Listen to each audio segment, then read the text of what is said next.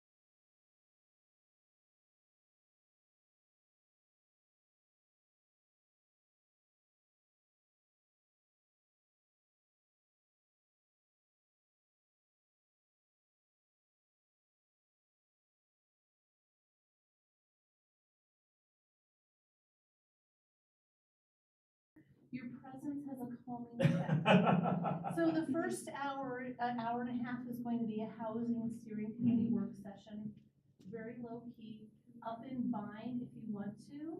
There's a honey baked ham and some potluck items if you'd like to eat some. Well, thank you. If Appreciate it. Go on up there, get a plate, bring it down if you like.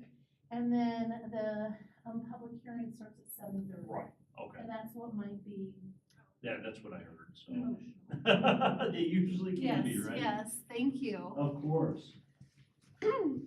And it is John Whittemire? Yes, ma'am, Okay, thank you. of course. And Sergeant Corporal. Deputy Corporal. And that didn't sound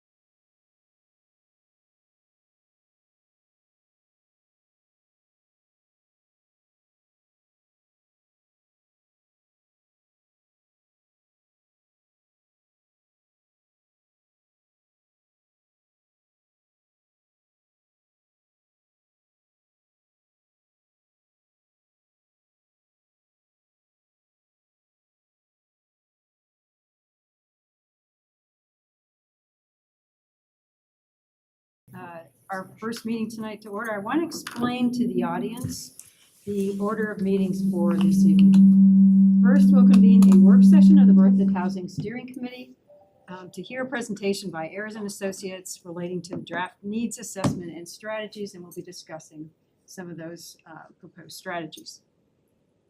The meeting will end around 7:30. Then after a short break, we will call to order the meeting of the Plan Commission to consider one land use item on the commission's agenda. Now, I hope this helps to avoid some confusion of anyone that might be a little confused about what we're doing. Okay. Let me now welcome you to the December 12th, 2024 work session of the Berthoud Housing Steering Committee. Staff, will you take the roll for the steering committee?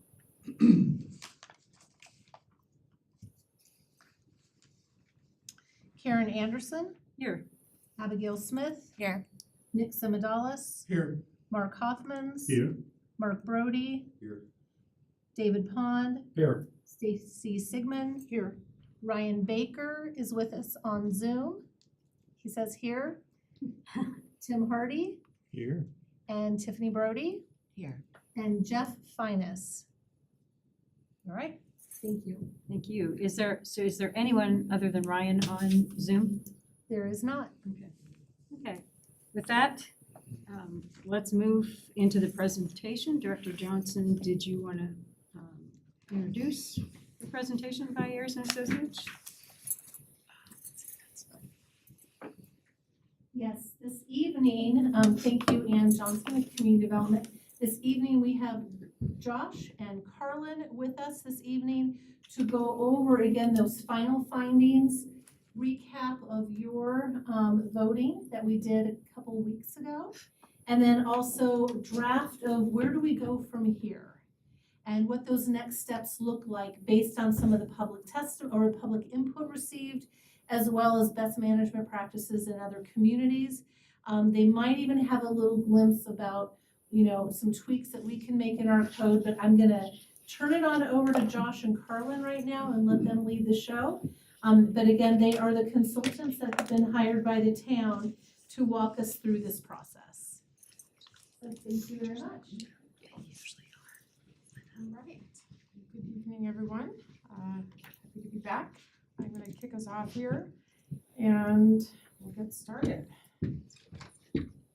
So tonight, we will go through a few steps around the draft that you all received. You received a very large packet from us that included many documents for your reading pleasure. We'll talk a little bit about the draft. I have a Proposition 123 update, and then we'll go into some topics related to those survey open-ended questions, and that will lead into the preliminary strategies discussion. And we really want to have a discussion with all of you around those strategies and your thoughts around some of the comments also from the survey to really help us focus in on the next step, which is really going to be around the implementation action plan and sort of bringing it all together. So we want to make sure that we hear a lot from you about your thoughts about some of these strategies and what might work for Berthoud. Excuse me, Yes. would it be possible to have the images on the screen? We are looking, it's a new system, Okay, and so we are looking into how to get the images on your okay, screens. thank you. Yes. All right, so just quickly to start, you've seen this timeline before. We're moving into that center box around the code audit policy and process efforts. Today, we're talking about the strategies, and really, this will be our focus for the next month or so. And at the end of the presentation, we'll go through, the next steps. But we're a bit more than halfway there, I guess. So things are moving along quickly. So first off, I just wanted to briefly talk about the draft that you received in your packet and see if you have some initial comments or questions about that. We did put out sort of a process-wise worked with Anne to see what would work best for her. And we'd really like to get feedback from all of you back to Anne by mid-January. If you have questions, feedback, any direction in there, so we can work through those edits. We recognize that we're about headed into the holiday season, so we weren't gonna tell you that, you know, you need to get it done by December 31st. And after that, we'll be integrating all the pieces that, you know, the strategies and the other remaining elements and doing the final formatting. So it'll look much nicer than the Word document or the PDF that you received. But with that, for those of you that have had a chance to maybe look at it a little bit, skim it, were there any initial thoughts, questions that we could help address before you dig into it further?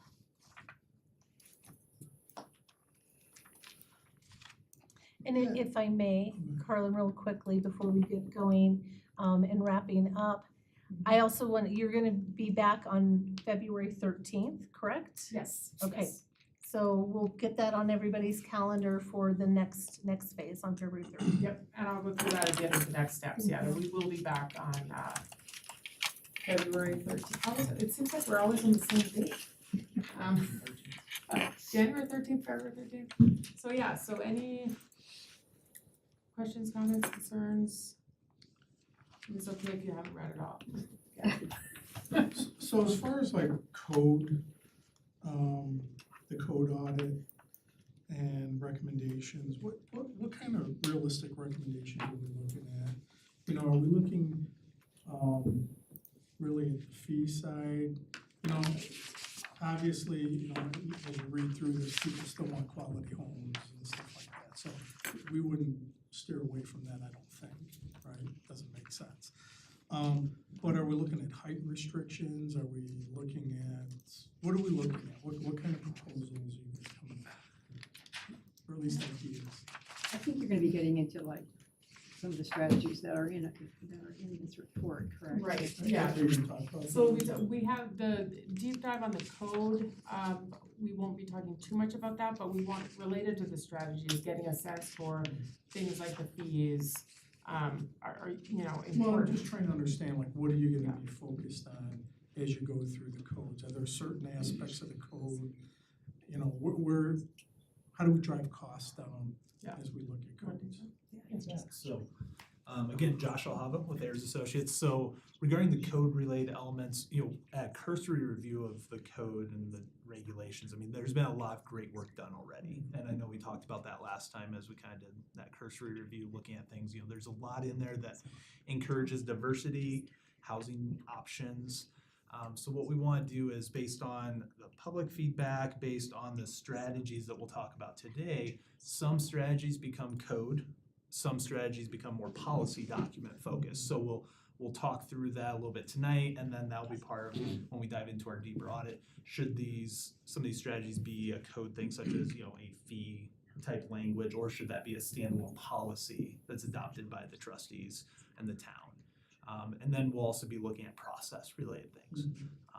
And we'll talk a little bit about process a little bit later today, but, you know, how much goes into code, how much are guiding materials and documents outside of code, and that code just sets up the framework for that. And so we just want to make sure that all that's balanced. We also want to just look through and make sure that there's nothing that's prohibiting or restricting the mix or the goals and objectives of this assessment report. So those will be some of the pieces that we do look at. Okay. Yeah, that's kind of what I'm looking for, kind of where we're headed with this thing. Yep, and we'll bring that information forward. That'll come back, that'll be part of the discussion with the action matrix, like here's some of the findings on the code audit, what we found, and then that will move forward. You know, kind of iterative process moving forward. Okay, very good. Any other questions? Committee members? No. Did you have something? Nope. Is everyone okay with the process? That makes sense? Okay. Great. So moving on, a bit of a Proposition 123 update, which, as you know, the Board of Trustees are committed to Prop 123, last fall, and the commitment for Berthoud was to increase the availability of affordable housing products by 3% each year for 3 years. And for Berthoud, that means 13 housing units per year. And the for sale value of that is $425,000 or less. And with and the staff's help, we have, all the permits that have been approved to track those residential permits and then look at what did they sell for if they've sold. And this is a piece in the report, but we're going to update it with the latest data through the sales for December 1. And now 41% of those newly permitted residential lots have sold. The bad news is that we're still at the 3 properties that hit that mark below 425,000. And on the right, the graph shows sort of where, so these are the sale prices between October and August, October last year and August this year. And, there are some that are close. 6 were sold between 426 and 450, but it's definitely skewing much higher with the average sale price at 691. So just to sort of level set, why we're talking about housing affordability, and that's sort of where we are right now. We'll continue to track that as we go along. Were those 3 properties new properties or pre-existing? These are new permitted properties. Okay. Right. So the new residential permits. What's the price range of the tallest bar? It's hard for us to It see it. is Yeah. 450 to 500, 499. And as a reminder for Proposition 123, it only is new housing. It can't be sale of existing. So how do these numbers relate to actual inventory versus permitted, right? So if you talk about the number of sales, well, it says there's 3 at 425. Were there only 3 available at 425, or were there 25 available at 425? There are more available. Okay, so they're just not selling for a variety of reasons. Right, or have not sold yet. Yeah.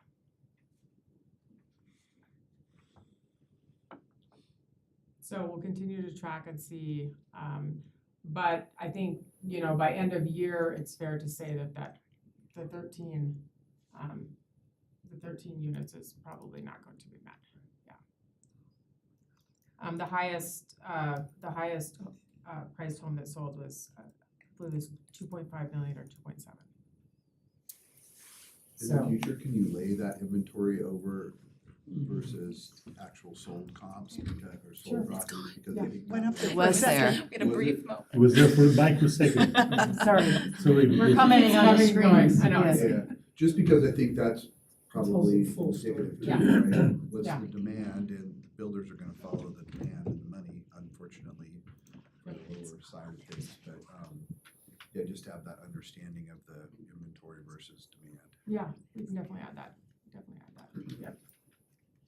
Good point, Mark. Any other questions on this? All right, so we're going to move into the discussion about the survey open-ended questions. In your packet, you had sort of the long document that for each question, the themes with each question, and some examples from the survey feedback.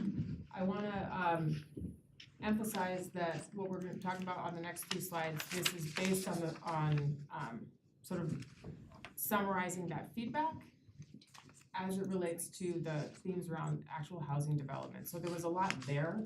There was a lot of overlap between the questions when asked about, your vision for Berthoud and strategies and things like that. So for this discussion, we're looking at, what are the considerations as a committee in a town you want to be thinking about. And I just want to emphasize that, so what is here is not, it's not what we're coming in as consultants saying this is right or wrong, it's just that, this is what we heard. And then we'd like to get your feedback on, your thoughts, and of course, you're talking to the community as well. So the first is, you know, the considerations, three main considerations we did hear around housing development. And I think, you know, these are quite consistent with the comp plan and other plans that the town has, but emphasizing sustainability, water efficient landscaping, eco-friendly designs was very important and came up quite a bit, you know, the concern about water.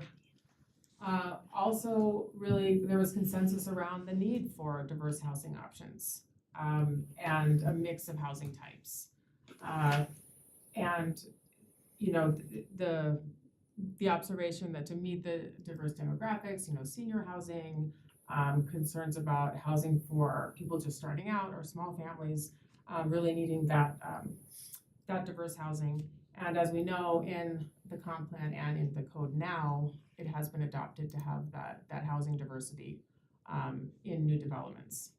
So that's consistent with what we heard. And then quality and character also really, you know, people are very proud of their town and want the housing to reflect, you know, that aesthetic.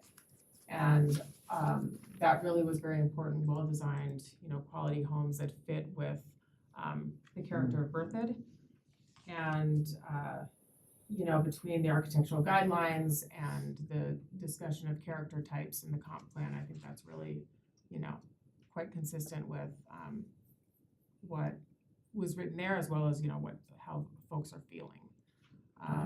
So any comments on these sort of three considerations as, you know, for developments that are coming, new developments, and how we think about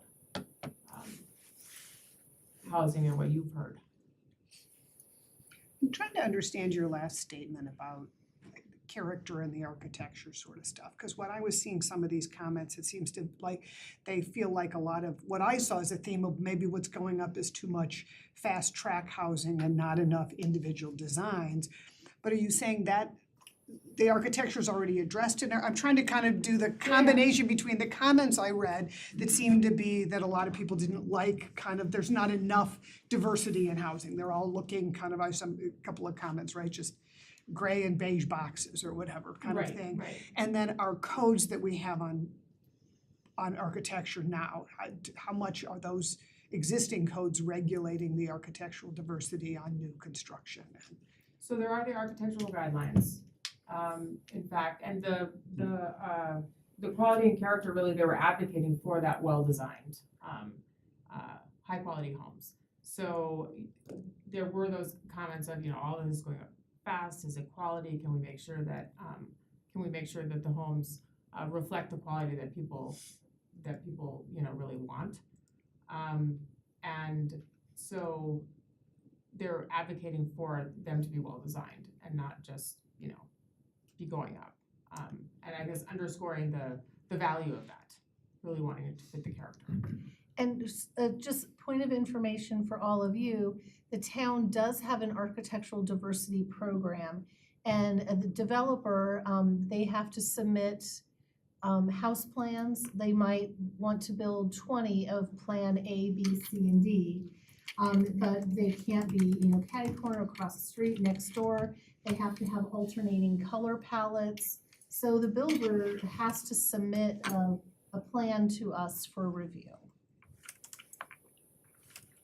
And we can't necessarily dictate a color palette, but we can dictate that the color palette has to be different. And can you remind us when those guidelines went into place and how that might affect people's perception of what has been built recently? Yeah, I cannot. Yeah, that's what I think I'm trying to figure out if people are glass half full or glass half empty on this one. So on the specific need for architectural diversity plan, I don't know if those went in place after the 2021 comp plan update or if it was right before that. I can get a date for you, I just don't have it right now on when that code went into effect. Relatively recently, though. Very recently, yeah. Yeah, and I think that you know, is designed to make sure you have that, you know, if you're looking at one street, one block, that you have a bit of diversity in what that looks like. And like Ann said, they can't all look the same, like right next to each other. But that very well may have been more recently, for sure. And I would say that just, and I'm around and walk around Berthoud a lot, the newer housing areas, you do see that diversity. So I think that you all are doing a good job with that, at least from what I'm seeing. You see them looking different. Yes. Yeah. Absolutely. I mean, you're gonna get a lot of similarity, especially with paired homes. Right now in Fickle Farms 4th, there are a grouping of paired homes by one particular builder. And they do have to have some articulation from the street side. However, some of that product is going to be very similar. Although even those, I mean, when you walk by them, some have brick, some don't. Some have wood, some have stone, some are this color, some are that color. There, you see the different, the different kind of facades and that kind of thing. Any other thoughts on?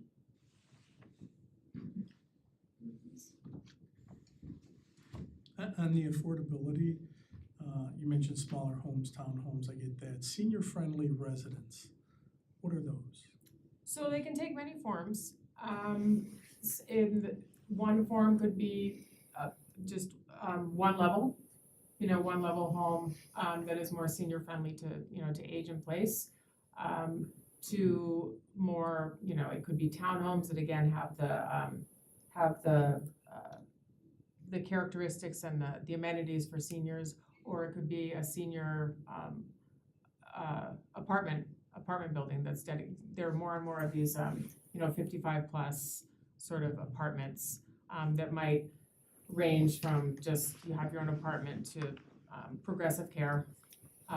So it can take many forms. We heard quite a bit that folks that had lived here a long time didn't feel like they had an option to downsize for two reasons. One, maybe not senior friendly, and also cost. Being if you've been in your home a long time, maybe you've even paid off your mortgage, maybe you don't want all that space. But it's more expensive to do something else, which of course locks up that inventory for the next family. Some senior-friendly homes that have been built in Berthoud west of Adams Bank. A lot of those are 55 plus over there, in the neighborhood over west of Adams Bank. Okay. There's So that's a senior-friendly homes over there, 55+ community. duplexes. Okay. Less maintenance, maybe smaller yards, things like that. Did you want that? I was gonna say few holes in like the worst spots, like little or no stairs. So a lot of times with townhomes, sometimes those outer units are ranches at the ends of a townhome building. Same with like duplexes. Sometimes the duplexes might be just that ranch style, maybe a step if even that, just to as we all get older, right? Stepping up and down. Trying to be mindful of that, and like Carla mentioned, the maintenance side of things. Really be mindful of maintenance. What's interesting, I should come over here because there's probably a mic that I'm missing, so I apologize. What's interesting is the smaller homes, townhomes, and senior-friendly residents. If you look at the comprehensive plan under the housing and the community survey, those are the exact same three that were at the top of the list, near the top of the list, like the top four in the comprehensive plan. So we heard that. We did continue to hear, single-family detached, larger homes because of the character of the area, the rural nature, some of the estate homes that are along the fringes, especially in the county areas. And there's always a place for that in every community, and there should always be a place. And again, it's creating that mix all throughout the range. So it was just interesting. I wanted to share that. It was interesting that those three were still the same that were popping up from the comprehensive plan 3-4 years ago when that survey was done. So there is consistency in what the community is looking for and wanting to see, which is a good thing. So there's still a need. And Carla, before you go on, if I can interrupt real quick, to answer your question about residential design standards, it looks, according to our development code, it was ordinance number 1252 that was adopted in 2018. Okay. So prior to the current comprehensive plan, and it does appear that we've had amendments a couple of times since then, but that was it looks like the initial. Okay, thanks, Tom. And there have been a lot of homes built since 2018, so that, that speaks to what you're saying if you're seeing that certainly. Any other comments before we move on to the next one? Great questions. All right, the next discussion points are around what we heard around locations. So, in talking to the community around housing affordability and where higher density or moderate density should go, there are lots of questions about it in different opinions. And we, went through these and, the first strategic growth areas, the comprehensive plan does identify areas for low to medium density and higher density that include right here in the core along the main arterials out, some of the special districts out closer to the interstate. Those areas have been identified for, and the transportation nodes that, for some of that low to medium or higher density in those strategic growth areas to have that balanced growth. And then again, the peripheral, the major roads and highways could have higher density. And there was a sense of, preserving the town center character. So number 3, we did hear, about some concerns about, what does that density look like in the town core and stories and height and things like that. But looking back at the comprehensive plan, really that is an area that that there is focus for creating more density that will benefit, the town and the businesses, more foot traffic, because we're also hearing, you've probably seen the downtown survey that was out recently, and everyone wants more restaurants and shops and reasons to go to downtown Berthoud instead of going to grab dinner in Loveland or Longmont. And those communities, those other communities have created some more density in their core area, which brings people and, feet on the street to support those businesses. So, it's both sides of that. According to the comprehensive plan, that is really what, it's slated to be, to increase that density, to get some more housing in the core.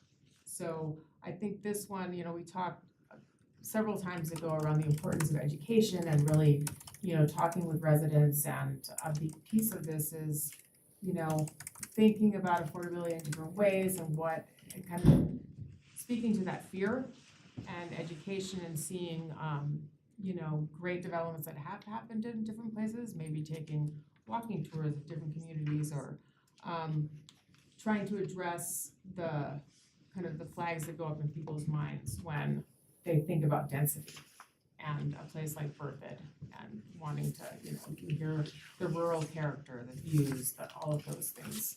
And sometimes that just idea of greater density just needs to be characterized more. What does that mean? Yeah, it seems kind of, for me, this is one I really struggled with, because everybody wants walkable and eco-friendly, but then they're like, put lots of density on the periphery, and I'm like, okay, how do those go together? And then we want a more vibrant downtown, which comes with walkable and being there all the time, but we're gonna put everything by 25, seems. It doesn't, those two don't, they don't align. So that conversation is really, really important, because having that walkable downtown where more people are here, then that's gonna drive more business, more events, more of that economic vitality that the town needs. And I'm sure we'll talk about that as we talk about strategies, but I do think that there's a balance we're gonna have to figure out and strike there. I mean, when you read the comments, it's hard to think, you've got kind of a dichotomy there, as you were pointing out, Stacy, but I think that's part of our job, is to see where that balance is. What balance can we strike? What is kind of the threshold point where that's gonna work well? Yep, and it's always impossible to make everyone satisfied and happy. And that's why we have things like comprehensive plans and other plans that, went through, the engagement process and brought all that together, and then now, it's, the town's plan to bring that to life, that vision. So we want our strategies to support, to reinforce that. They need to reinforce it. I think challenge for some of the, walkability downtown, which is great, but like most of the neighborhoods around downtown are already built out. So unless we decide to start, bulldozing neighborhoods to put more density in, I don't know how to address that from a, walkability standpoint, right? Once you get out to the edges, I mean, that's where the land is, so we have to be practical with it as well. And whether, everybody wants to live somewhere where they can walk to restaurants and things like that, but at the end of the day, we have to also balance that with the reality of a situation. Right. Yeah, this is a point I wanted to raise as well. Do you see particular parts of the Bertha downtown area that are kind of like ripe for opportunity of higher density? Because the single family density is very high in this area, and there's it's literally hard to envision like where these kinds of developments would go. So we have not done a intense analysis of the land. I know that Habitat for Humanity is looking at some land actually right near here, right, as an opportunity to develop, and some of the homes that were built recently are quite close. So it does exist, and sometimes it's redevelopment of, existing properties that maybe they're not, it's not their best use right now. We and have a opportunities development like that. corridor on one that we're Yeah. looking at, and I think that'll make a big difference as far as walkability and that's new commercial and residential spaces. And so I think there are areas that we've already even identified. It seems like whenever we have a high density come in, that's the biggest uproar we always hear from the citizens. Yeah. It's like, it doesn't matter where we put it. It's like as soon as you hear density of 200 homes and 50 acres or whatever, it's too high dense. It's like, Especially well, if it were to overlap with some existing yeah, the one property. thing I haven't heard from the citizens is Yeah. where is high density going to Yeah. be approved based on Well, what we've been hearing? But, we look at our plan and the plans always approve the density for that area, but it always causes conflict. Yeah, and as Karen said, probably the development of First Street Corridor will bring what we need in terms of places to do that, so it may be that Bertha is gonna change, and more people will go to the First Street Corridor than the old Main Street, I would say. I don't know. Well, I was surprised, by the way, I don't know if I can say that, the Bertha drug place hasn't been reused by anyone yet, and I'm surprised because we lack a few restaurants and stuff like that, and nobody's jumping on that. Do It's we know been why? sold and it's being currently gutted. So Sorry? Do we have any it's gossip building on it? recently sold and it's being gutted at the moment. and isn't it, They've stripped the entire site out. So Oh, someone okay. has a plan for Trustee it. Hardy, isn't it being like divided so there'll be at least two? I don't know what's going into it. I just know it's been sold and And is it for businesses or is I it for don't know what's residential? going in it. Nothing's come across my radar. Walt hasn't said anything. Yeah, so a couple things on that particular building, which has nothing to do with housing, so Yeah, sorry. We have had a pre-application meeting with the new owners, and they are being very secretive about what they are going to be doing in the building, and in fact, their building official has been by several times, because they are doing, we don't know what they're doing, and they may need a permit, but they're not being forthright with us, and our building official keeps stopping by, trying to catch, an opportunity to peek in. So that's enough on that one. Second one is that as steering committee members, and you are a mix of those who have working expertise in housing, planning commission members, and members of the town trustees, you all are agents to bring about some change in the town of Berthoud and a different way of thinking, and change is threatening because it is a deviation to the standard. And when you think about putting, everybody will tell you density is fine just as long as it doesn't impact me. And so that's where with planning commission and the trustees, you have to balance what is right by our code and what is right by the future of Berthoud versus what you're gonna hear.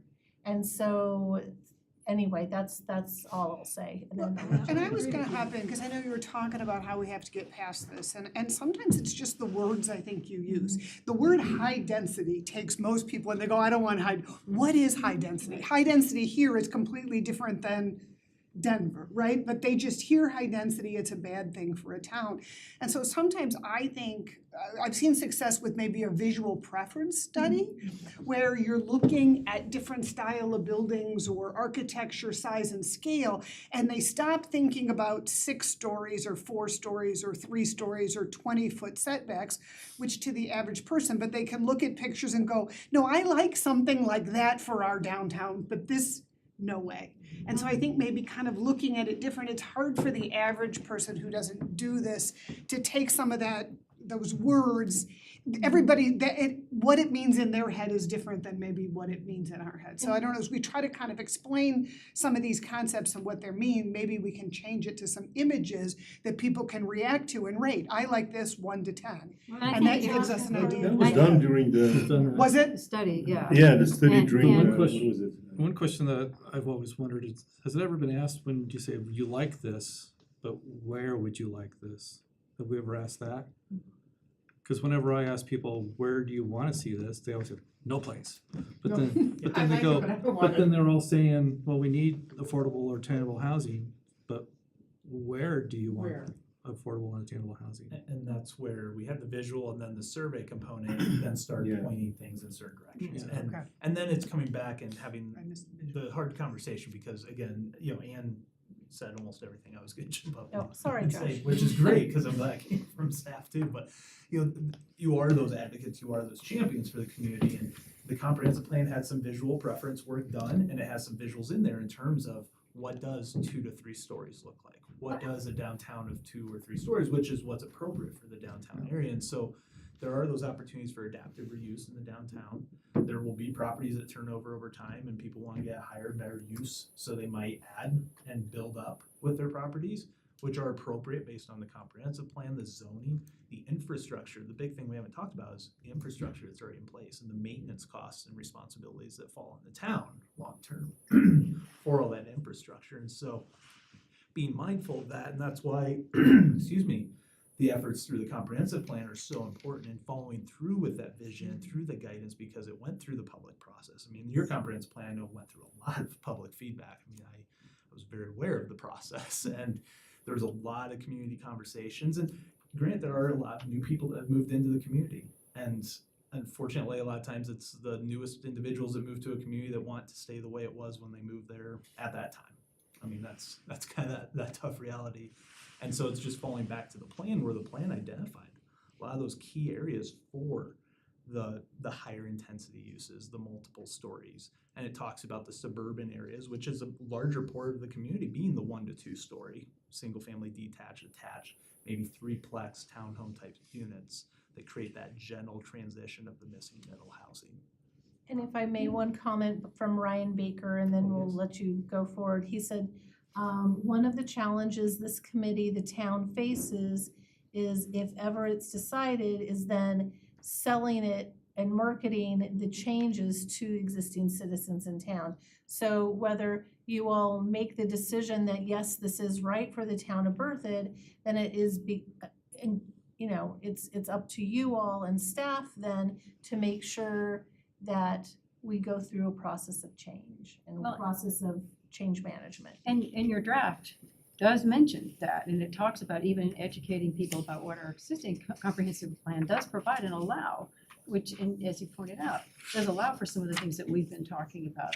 Does kind of outline some of those things. So I appreciated that as I read through the draft, that we need to educate some of our citizenry about some of that, because they seem, particularly from some of the comments, we all, I think most of us could tell, they just don't know how does this process work. They don't know what's in the comprehensive plan to build out. So I appreciated those comments.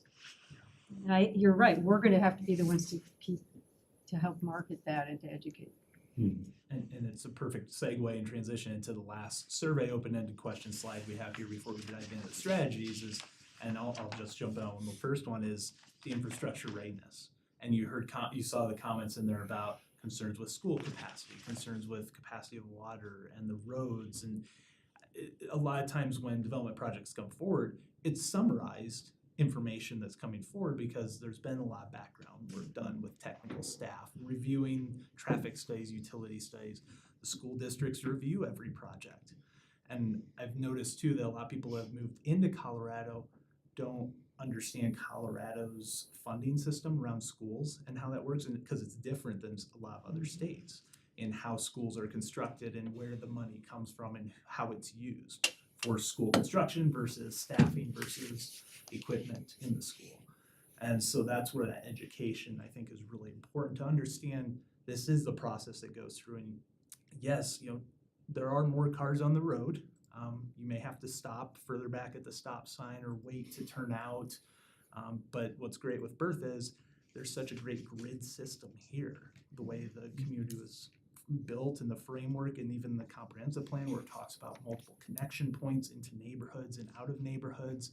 Like that's what you want to see and that's what you want because then it can distribute traffic and cars and even pedestrians coming in and out of neighborhoods. And so that's why it's so important to kind of follow those visions and keep moving and not just dump something out in isolation because then it is just one single path coming down the main road and then you're going to get all those cars coming right down instead of being distributed out. So the education is such an important part, and it's not unique just to Berthoud, but I think Berthoud's in a very critical point and opportunistic point where you can do that.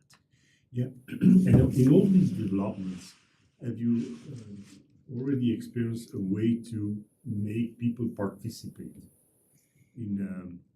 I mean, that was a little bit what you guys did during the park. I don't remember which Oktoberfest? Oktoberfest, yes.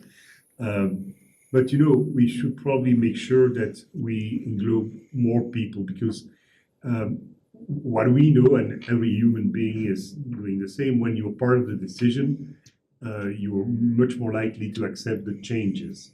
So I don't know how, I mean, if you have experienced that in other cities, but that would be a great way to instead of creating adversaries, I mean, or friends, okay, yeah, let's do it together. I don't know if it's feasible, but I know in managing people that it was working perfectly. Yeah, and I don't want to beat the dead horse of the comprehensive plan being that framework because everyone came together, said this was our vision for the community, this is where we want these kinds of growth and development. And then when developments come forward, if they require a neighborhood meeting or if they go through a neighborhood meeting process, that's a great place to have that discussion, that dialogue early on. And I think a lot of community members tend to bypass the planning commission meetings and usually jump to the town board meetings. And so planning commission hears the project, reviews the project based on certain findings, and then moves it forward. And then usually you tend to get some of the most vocal individuals coming to the town board then, and it skews because the planning commission didn't have that same discussion. And so it's just education of the process, working through the process, and that's where as we move through code and pieces later on, we'll look at process, we'll look at those details, see if there's anything in there that can be fine-tuned or adjusted to help encourage more and probably making sure that every year the town gives an update to the community, so this is where we are, this is what we are planning, and so we anticipate the reactions and we can probably adapt a little bit, but at least they have been informed. Because what people don't want to be is in a situation where they haven't been informed. I mean, it's dropped in front of them and they have no way to react. Or you're catching the narrative third party. Yes, correct. 100%. So, any other things on this you wanted to? I have one question for you. How friendly is the comprehensive plan? Maybe you can educate me on it. How friendly is the comprehensive, in the comprehensive plan, is it to pre-manufactured housing communities? Is that? So I'm not an expert on your comp plan, but from what I've read, it doesn't have anything that, it doesn't prohibit or, say you can't or this is the place for it. It just talks about housing and, variety of housing and heights of housing, density of housing, within different areas of the community. Is there anything else that you guys are aware of regarding? What's your experience been in other communities? Is that starting to be it's certainly a more affordable option. Is it starting to take hold yet in these small communities? So, and when you talk about manufactured, modular, are you talking Yes. like housing that's built in a factory?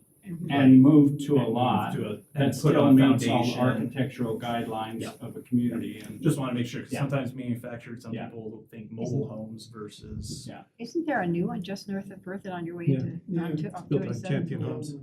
Yeah. Loveland, on the yeah, highway there. Loveland one. So communities are looking, that's one option. A lot of times that housing helps when there's capacity issues in terms of local contractors, tradesmen, things like that. Looking at numbers, a lot of times some of that housing is starting to catch up in price with stick-built housing on site, but a lot of it is being used in rural communities that don't have local workforce. Other communities are using it as an option. Some builders are using it as an option to kind of help fit in their pro formas, and it might help them create some more affordable, attainable units within overall neighborhoods. I like seeing them when they're mixed and interdispersed because, then they all I look built a the factory same, they home. all look diverse. But they're doing a great job with making all those housing options fit the characteristics of a community. Some neighborhoods you can drive down, you couldn't pick out. Yeah. And I'll Which just houses are. point out that the homes that are built by our school partnerships, they are manufactured and they blend in just like our other stick-built homes. I've owned one before and they're Yeah. great. It is tighter than any other Yeah. home I've lived in. We've toured the Fading West factory in Buena Vista, looking at the way those homes are built and constructed and sealed up. I was like, it's almost better than Figured some of the stuff you see My on house the went down field. the highway at 50 miles an hour. It's strong house. Right, exactly. But I All built the mine like homes. 20-some years ago, and it was kind of interesting with the town back then. They're like, wait, what, this is a mobile home? No. Yeah. So it was back when modular homes were kind of starting to pick up. Yeah. And I'm hoping that maybe with my house, it kind of cleared up some of the mud back then and got it Things fixed. have evolved a lot in the last. Because that was like one of the first decade. factory homes in town, I think, for quite a while Yeah. back then. I think you still see some of those little pockets where they have like 5 or 6 homes sitting out there on the trailer. And Yeah. like the old ones from a couple Yeah, decades mine was ago. built just over by Buc-ee's.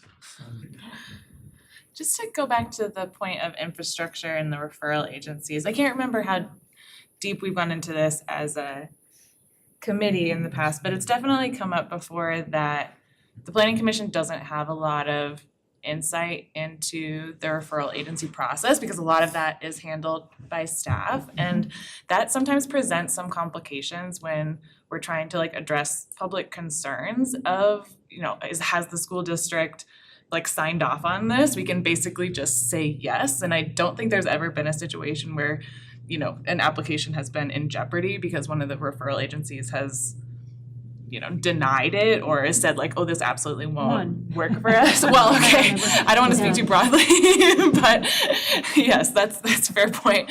At least from the perspective of like, from the beginning, they've said, no, this absolutely, we can't do this. And so I'm just curious, like, what ways we can provide like more transparency to that process, or maybe even like hear from like representatives of some of these referral agencies as to like how they make these assessments and decisions around whether or not a new development will actually impact, the number of schools that are needed or number of, houses that need to be served by the water agency, for example. So that is an excellent question. And normally, it's just like at a public hearing, you're going to hear from the loud minority versus the silent majority that are in favor of a project. So if there is a problem by a referral agency, staff, first of all, is not going to allow a project to proceed forward if it is a detrimental referral to a project. If it is a referral notice that can be mitigated somehow, then you may see a condition of approval. And if it is an issue that is not of any important and isn't reflected in our comprehensive plan or our land use code, we may bring it up that this was a concern, it was raised, but here's how it's addressed. How often would you say that you have to deny an application because of the referral agency? I don't think I ever have in my career. I don't believe we have ever. So I would say in the in-between time in the referrals, when it goes out to referral agency review through multiple resubmittals, in that time frame, I would say the vast majority, with the exception of the few, those referral agency comments are 100% addressed. So there are ways to mitigate or to address, so issues say with easements or whatever it may be, more often than not, they're always addressed. And so that's why, of course, they proceed to public hearing. Right. It's then in those instances where we may have conditions of approval, which you may see this evening at the Planning Commission, is that if there is an outstanding referral comment, then we can oftentimes, if it is minor and it doesn't actually impact the overall design of the development or the design of the project, we can generally put a condition of approval to have it addressed, say at a later date or at, say, the next phase or prior to some other step. Because again, they're not catastrophic, they're not that terrible, if you will. And so that's, again, to Anne's point, is that if we see things or we come across comments that are truly of substance and subsequent, or we would then not bring it to public hearing, and it sits and it goes through different iterations of review and ways of which to resolve it, and until it's resolved, it won't come to public hearing. Yeah. And we did have a recent public hearing where a referral agency was on Zoom. And there was participation, and we did see the result of that conflict.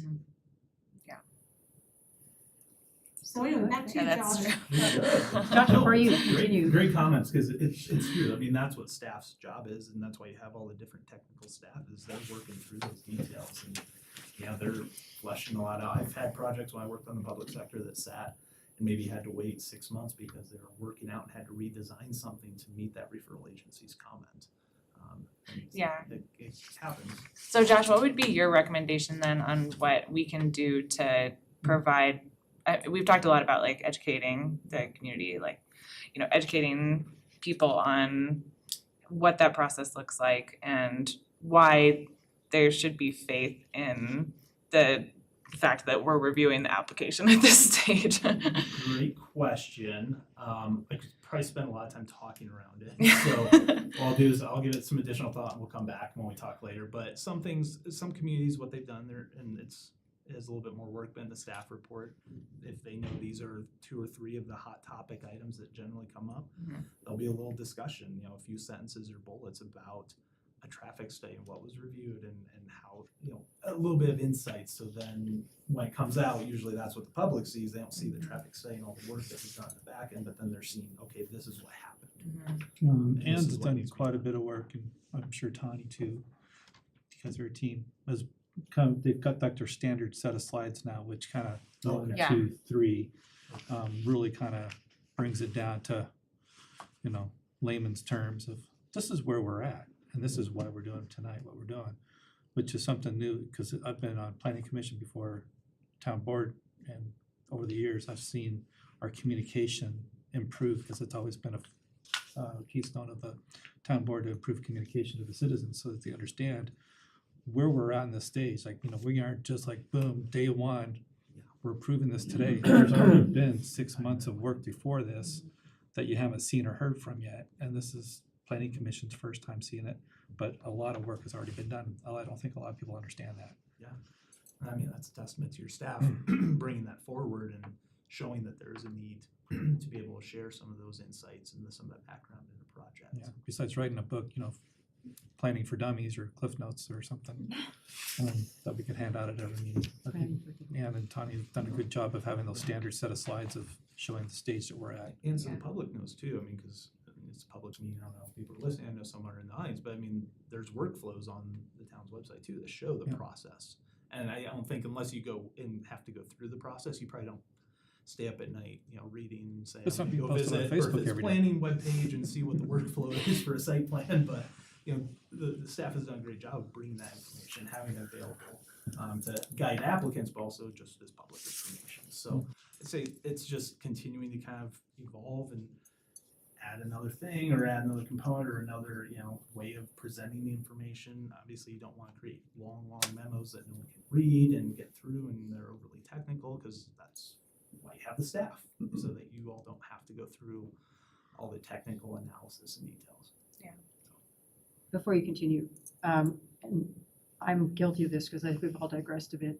We only have 35 more minutes really, and I want to make sure that we can give you direction on some of the strategies that you proposed. That's what we're So on. if we could kind of focus more as to getting your folks, I think that would be helpful because you want that direction from us. That's where we're on next, and honestly, all the discussion has been really good. So even though there's been a lot of little side things and not quite to script or what we thought we were gonna talk about, it's been great insights because it helps us as we're looking at code and as we're starting to look at process and other recommendations, they're supporting of housing and just public education around housing and what that means in the processes. So it was really insightful. So thank you all for that Okay. discussion. So. I just didn't want us not to have time to get to these. No, we're good, and we're gonna jump into the first one, which is land banking, so complex topic, so everyone's tired, and let's jump into one of the more complex ones. So, wanna talk a little bit about land banking. This was one of the ones that was ranked a little bit higher from the group, and that is a potential strategy opportunity for the town.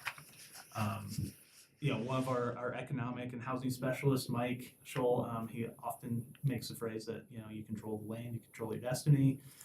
The idea there is that when you have ownership of land or when you have control of land, you can help frame up what that looks like moving forward. You can help guide it moving forward.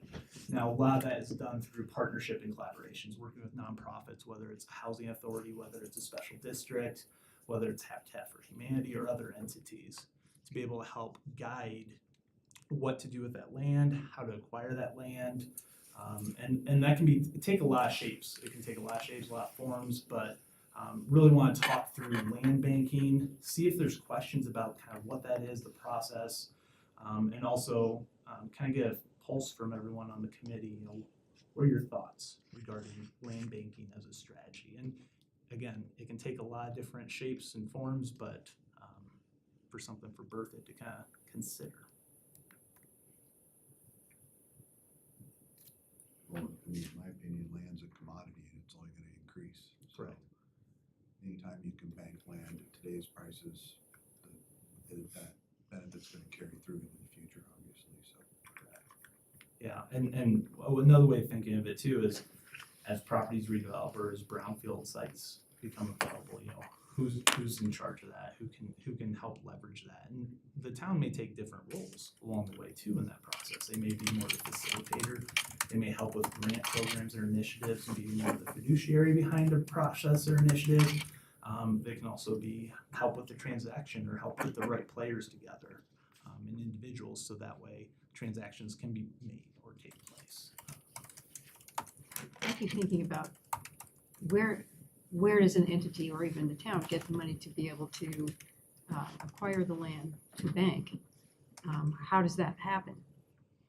Usually in our general fund, or we've been buying open space land with our open space money that we've been collecting.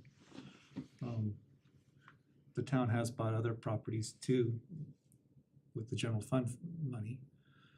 That's gonna be helpful if you've been watching of our recent meetings. Would it help the trustees to have a dedicated fund that maybe something that's more open-ended? Well, that's kind of what the inclusionary zoning gets to here in a little Right. bit, right? If you mandate a certain percentage of every new development has to have whatever it is, 5%, 10% affordable housing, or a fee in lieu of it, and then that fee of lieu becomes the pot of money that gets set aside to purchase some of these lands and facilitate it. I mean, honestly, I come out of Illinois from this, it's really the mechanism that actually moves the needle the fastest in my mind. And it's not like it's fast, but it gives the town at least a set of resources. And, some developers will choose to go ahead and put 5 or 10% in their development and they meet that. Others say, nope, I'd rather just pay the fee, and they build that into their cost and model, which then gives that So the asset town's for bought open affordable. space land with open space funding. The town's bought other land with parks money, like Dual Farm. They bought other money out of the general fund for some other properties for redevelopment. So, yeah, I think the town's on track to do some interesting things, and we just finalized our budget, so there's nothing in there specifically, I think, for inclusionary zoning, if I don't remember right. And in use cases, is the town a bidder on equal playing field with any other buyer, or are there like incentives that help? No, we're on the equal field. We Yeah. go in, we get appraisals and discuss how much the land is really worth, make an offer just like any other buyer. Okay. And sometimes the landowners will come to the town saying, hey, you know, we want to give you the opportunity to buy this land. Are you interested? No, and then they'll take it and open it to the rest of the buyers. Yeah. Or sometimes they just throw it out on the open market, and we've got staff members that'll go, hey, that's a good property that's kind of in our plan. Let's go make them an offer, but they have to come to the town board first in order to move forward with that. When, for example, the pots you're talking about, like a kind of a pot of money for open space, pot of money for parks, are those, once you purchase that land, are you restricted as far as the use of that land? In other words, can you Depends on how you only, buy it. So like open space lands for open space. okay, so, and But- parks would be parks, so you would need another fund, basically, if it was going to be to build housing on, right, if Yeah. you're gonna buy And land. and then there's some creative bookkeeping that if you got in there, you could, you know, take general fund money to buy a plot of land that was maybe set aside for, like, take some open space land, divide it, because maybe you don't need it all for open space, and you could divide it off and sell it, because we only needed this much for the open space plan, but we don't need this other part for open space. It's just too much land, There so wouldn't be we any could sell it off. legal restriction or anything from using some of that you purchased with the open space money for something like affordable That I housing. don't know. That's what I was wondering. If we buy something, it's illegal. Well, it seems like those are all conversations that'll be had That's all. Road later abuse. down the Yeah. road. Yeah, Yeah. there's Another- ways to create funds for it, there's ways to allocate from general fund if it's for a public good and it's meant for redevelopment, revitalization, or these different efforts. I don't think, you know, the town is, most towns aren't in the position to buy land, just hold on to it without something happening or without a partner in place to then come in and do something with the land. So I would say, in terms of land banking, there's a lot of different strategies. A lot of it comes down to partnership policies that come into play on how, when, and where, those kind of things. So then when an opportunity arises, the board and town management have kind of a framework to go off of instead of having to scramble or come up with a policy or an effort at that time. And that's why there is the open space funds and these other programs and policies in place, so that they know that, okay, we can buy this land, we're gonna buy it, and here meets this criteria of, you know, what our goal is. So basically, as far as direction, what you're asking us is, from a broad standpoint, would this group be in favor of this as a strategy of land Correct. banking? With us starting to explore this further, get into more details with it, bring it forward with some different policy suggestions or different partnerships, who those different partners could be, and options for what the town's role could be. And then again, the town can wear different hats along the way too. So part of that comes into how do you create a more flexible policy program. And maybe to be even able to some adapt. funding strategies. And yes, thank you, funding strategies, where does that funds come from, which could be one of the next couple slides as one option, if that's a decision moving forward. What grant programs are there that are available? More and more state programs are starting to look at acquisition, redevelopment funding opportunities. I mean, community development block grants are used to help Go revitalize co-grants. properties as well. So I think there's becoming more interest and more push from the local level up to the state and federal level that what we really need is money to help buy and build or buy and renovate, because that's gonna move the needle. Am I okay in assuming that we have consensus that we think this is a strategy we'd like to see explored more? Absolutely. Perfect. Easy one. You wanna take the next one, Carmen? So you probably have, all of these, they don't just stand alone, of course, you already mentioned inclusionary zoning just in the previous conversation, so they many of them tied together. So inclusionary zoning ordinances, you have many examples just around here. It's become a very common tool to both meet some of the affordability housing vision and you know, to build that housing diversity, and also to create potential funding if you have fee in lieu, where folks decide that they'd, rather not, and they would prefer to pay, and that immediately creates some sort of seed money to, to do other things with. So inclusionary zoning can take lots of different flavors, and we can dig more into it, but, some of the things to consider are staff capacity and really balancing the program administration and not making it too cumbersome. Also looking at how it might impact, development profit and sale prices.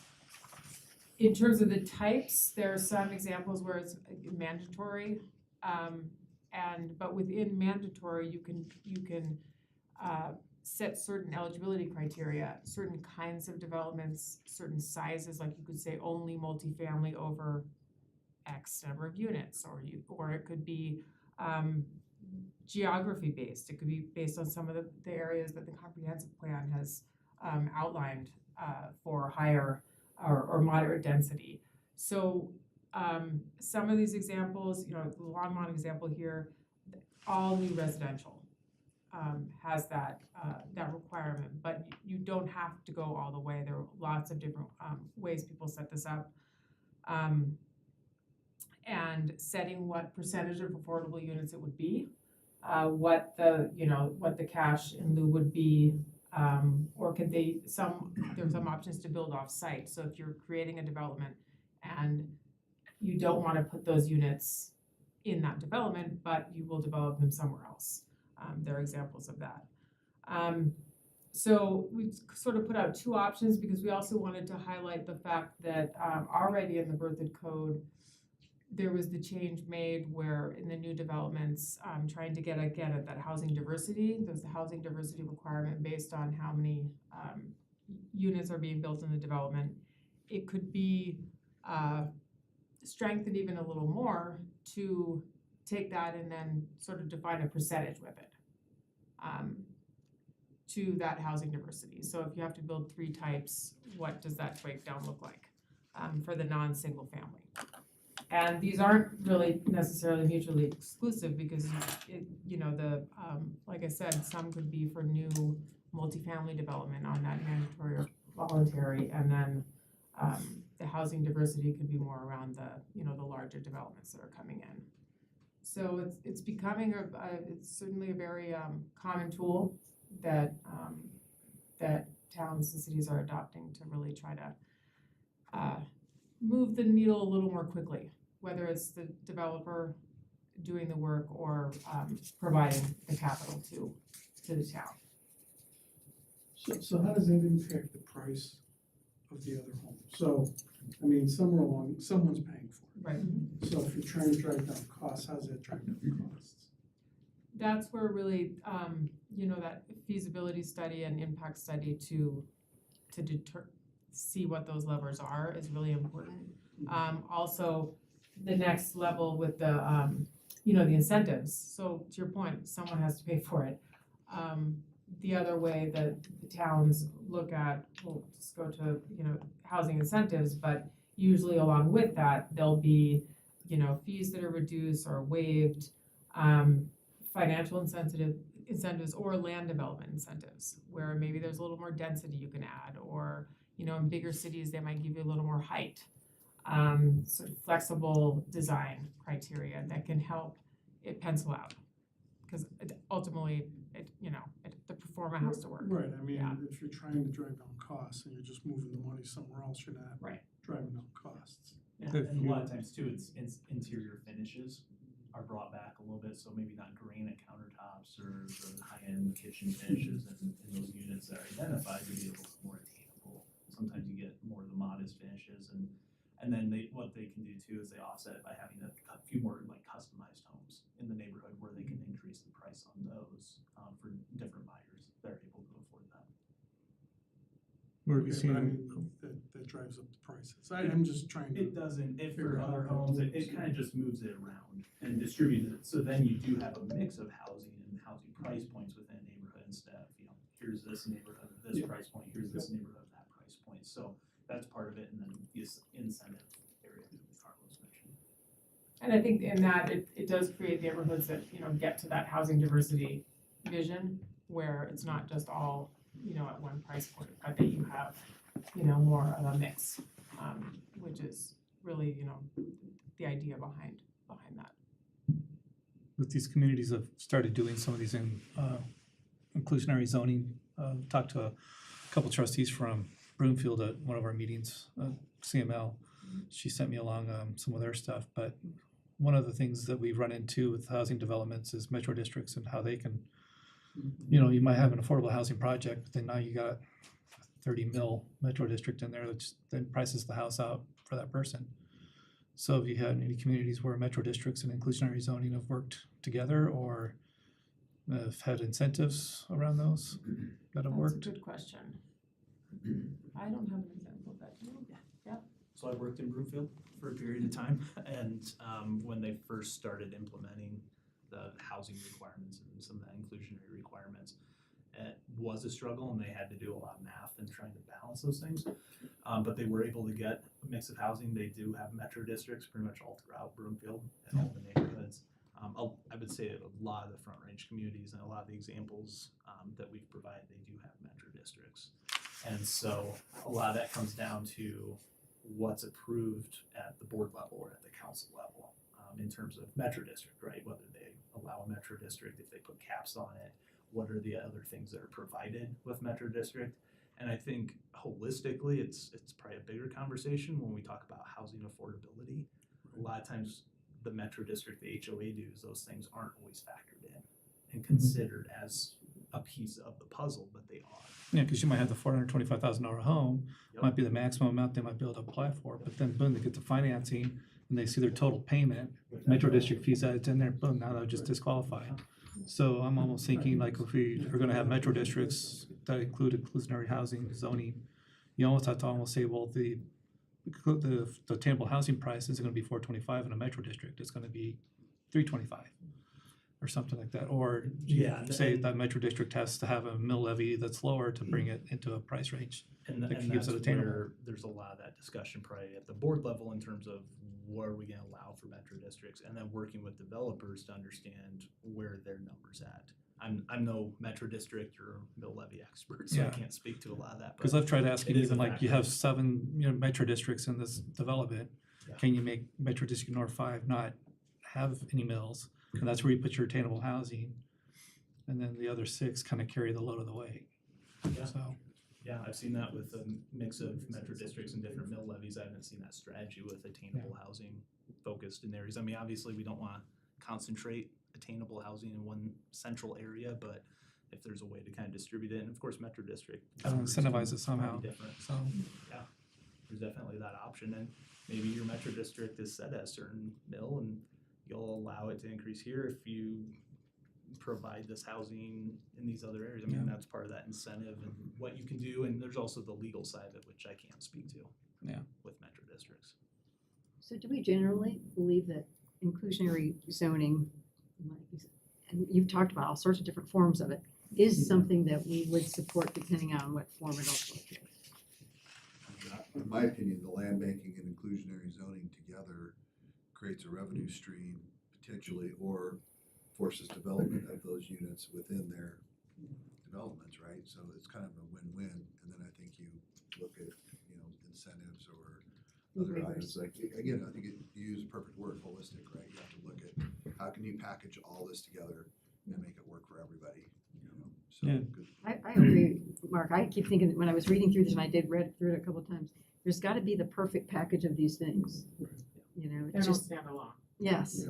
It's definitely worth diving into and Yeah. considering. Yeah, And the percentage could be low. It doesn't have to be a 10-20% requirement for, the inclusionary. Or you could start with a lower percentage where it's a unit or two in some of these developments based on the size of developments you're seeing in the community. And maybe if you do more, there's an incentive to, get something back a little bit more. But it allows it just to start that progression, start seeing how it works, and then you can always make modifications down the road. And the other thing we have to factor into all of these strategies too is if we come up with a perfect package of things that are flexible enough, how much additional administrative burden is that for staff too? So we gotta, I think at one point, kind of throw that in. while keeping our eye on the ball to accomplish the Yes. goals, right? So I think it's a fine balance, but I see opportunity. Berthoud Habitat endeavors to partner with the town, and this could be a way to open up conversation with developers throughout the review process before they make that fee in lieu decision. Because some developers will say, okay, we'll give you this piece of land. I know Loveland's been doing that with the Loveland Housing Authority. Some of the developers have said, well, we'll give you this land to build. That's where the town becomes the land banker. And then they take that land and donate it to Habitat or to the housing authority, and if we get a housing authority going. And then they become the developer, which is a nonprofit developer then. So the town Help just keep kind of those costs down. transaction. I think you gotta have good partners. Yeah. You have to identify partners. Agreed. That was strong. I don't think you wanna be in the business of the town. The town doesn't want to be a developer. Yeah, I don't think the town does that well. No, yeah. So- Partners. But there's organizations out there that can be the developer that work with that. Sorry to be the painful person that keeps doing this, but I want to make sure we keep moving forward. So do we generally agree that we think inclusionary zoning is a strategy we'd like to pursue possibly in the future? I think we're saying that. Yes. So briefly, again, they all come together, but we've talked about the revenue source of, potential revenue source from inclusionary zoning, how do you have that dedicated, source to subsidize some of these projects? Just, there are other examples of, using part of the marijuana tax or luxury housing, or, you just started short-term rentals. Those have, there are different fees, things that, and towns have made decisions to take maybe all or a portion, or, there are different ways to look at, potential areas to create that the revenue source to support these programs, including the general fund, but not always the general fund. So that's just something, and again, the partners, to your point, are really important to get this going. So we'll continue to look at that. We're down to our last couple slides, so we're right on schedule. The next one, we've kind of talked about it already a little bit, but looking at the processes. And this one has to do more with the expedited review process. Again, alignment with Proposition 123. There's a requirement of projects from acceptance of a complete submittal to a decision being made, 90 calendar days. And it does create under statute some allowances for some flexibility to add extensions, especially if there's a lot of re-review that has to be done, or redevelopment, or redesign, I'll go with that one, redesign that has to be done on the project. There's these various extensions that a developer can request and or the town can enact. So, this is one that while staff is able to process a lot of things within various timeframes, I think it's important, and probably just getting the kind of confirmation from the group that we work to develop a policy for Proposition 123 for the 90 calendar day review timeframe with the extensions. We like to see it more as that resolution policy, because if anything changes the statute or state level, we can make modifications to the process, and it's able to be done a little bit more on the administrative side of things and be able to adjust as needed to be able to meet those requirements. A lot of times in code, it's usually just by reference, or just make sure there's no barriers that are contradictory to this policy document. So that would be one thing we recommend, is moving forward with that policy level document for Proposition 123 for projects that meet the statutory requirements, that align with that flexibility and allow those different extensions for the review processes of site plans and other projects, as well as just holistically looking at the process and procedures, as you mentioned earlier, to see if there were any of those barriers or any other things that are just slowing down projects, that even for those that don't maybe meet the Proposition 123 criteria of the 50%, but those that can still benefit from just refinement or different workflow or different process. So question is, I guess, to the group, if that's something that you want us to pursue and work towards, is kind of build that out and work with staff to kind of fine tune what that looks like. But don't we have to do this according to Proposition? So you can do it. You can do it under code. You can build it into code. You can build it as a policy level document, and it doesn't have to be done until January 2026, but as part of our work and under the grant and everything like that, we can build out a resolution and the policy document. And our recommendation is go that way versus the heavy code and build it all into code. And your recommendation is policy. Our recommendation is the policy approach. Unless Ann or Todd would rather see it in code. Yeah, we will definitely work with you on the direction. Yep. We're going to be opening up our land use code wide next year anyway, so we might as well talk about it. I was wondering when you said that, does it make sense, obviously, to do the policy, but there may be a few places that that are identified in the code that you want to tie in Like with that reference, policy. So it might be a little bit more of a hybrid. Yeah, and part of that will be, how much are we just providing code recommendations versus writing new code language as part of this effort. So that's something we'll be working through as a strategy. So part of it is just also informational, that is an effort that we'll be working on with staff. But just wanted to see if there were any concerns with kind of the approach of creating more of that policy level document, then working with staff on, does that move into a code or is it just by referencing code? Seems like a good start. It helps you more hone in on certain things and be able to really evaluate before you suggest a code change. Open up the code too far. Perfect. All right. I'll talk through the next steps and close this out. All right, so this is a different view of the timeline, where we are. So we're going to come back on February 13th to present, and at that time we'll be bringing back, over the next couple months, we're gonna be working again, next level of strategy and recommendations and starting to get deeper into what an implementation action plan might be, some options for consideration. There's also a bit of the project around a support system assessment, looking at the support services, transportation, social services, things like that that exist today in Berthoud and also sort of the surrounding area, to see if there, to identify any gaps that the town should be aware of, and then also we'll be looking at the code and processes, as Josh was saying.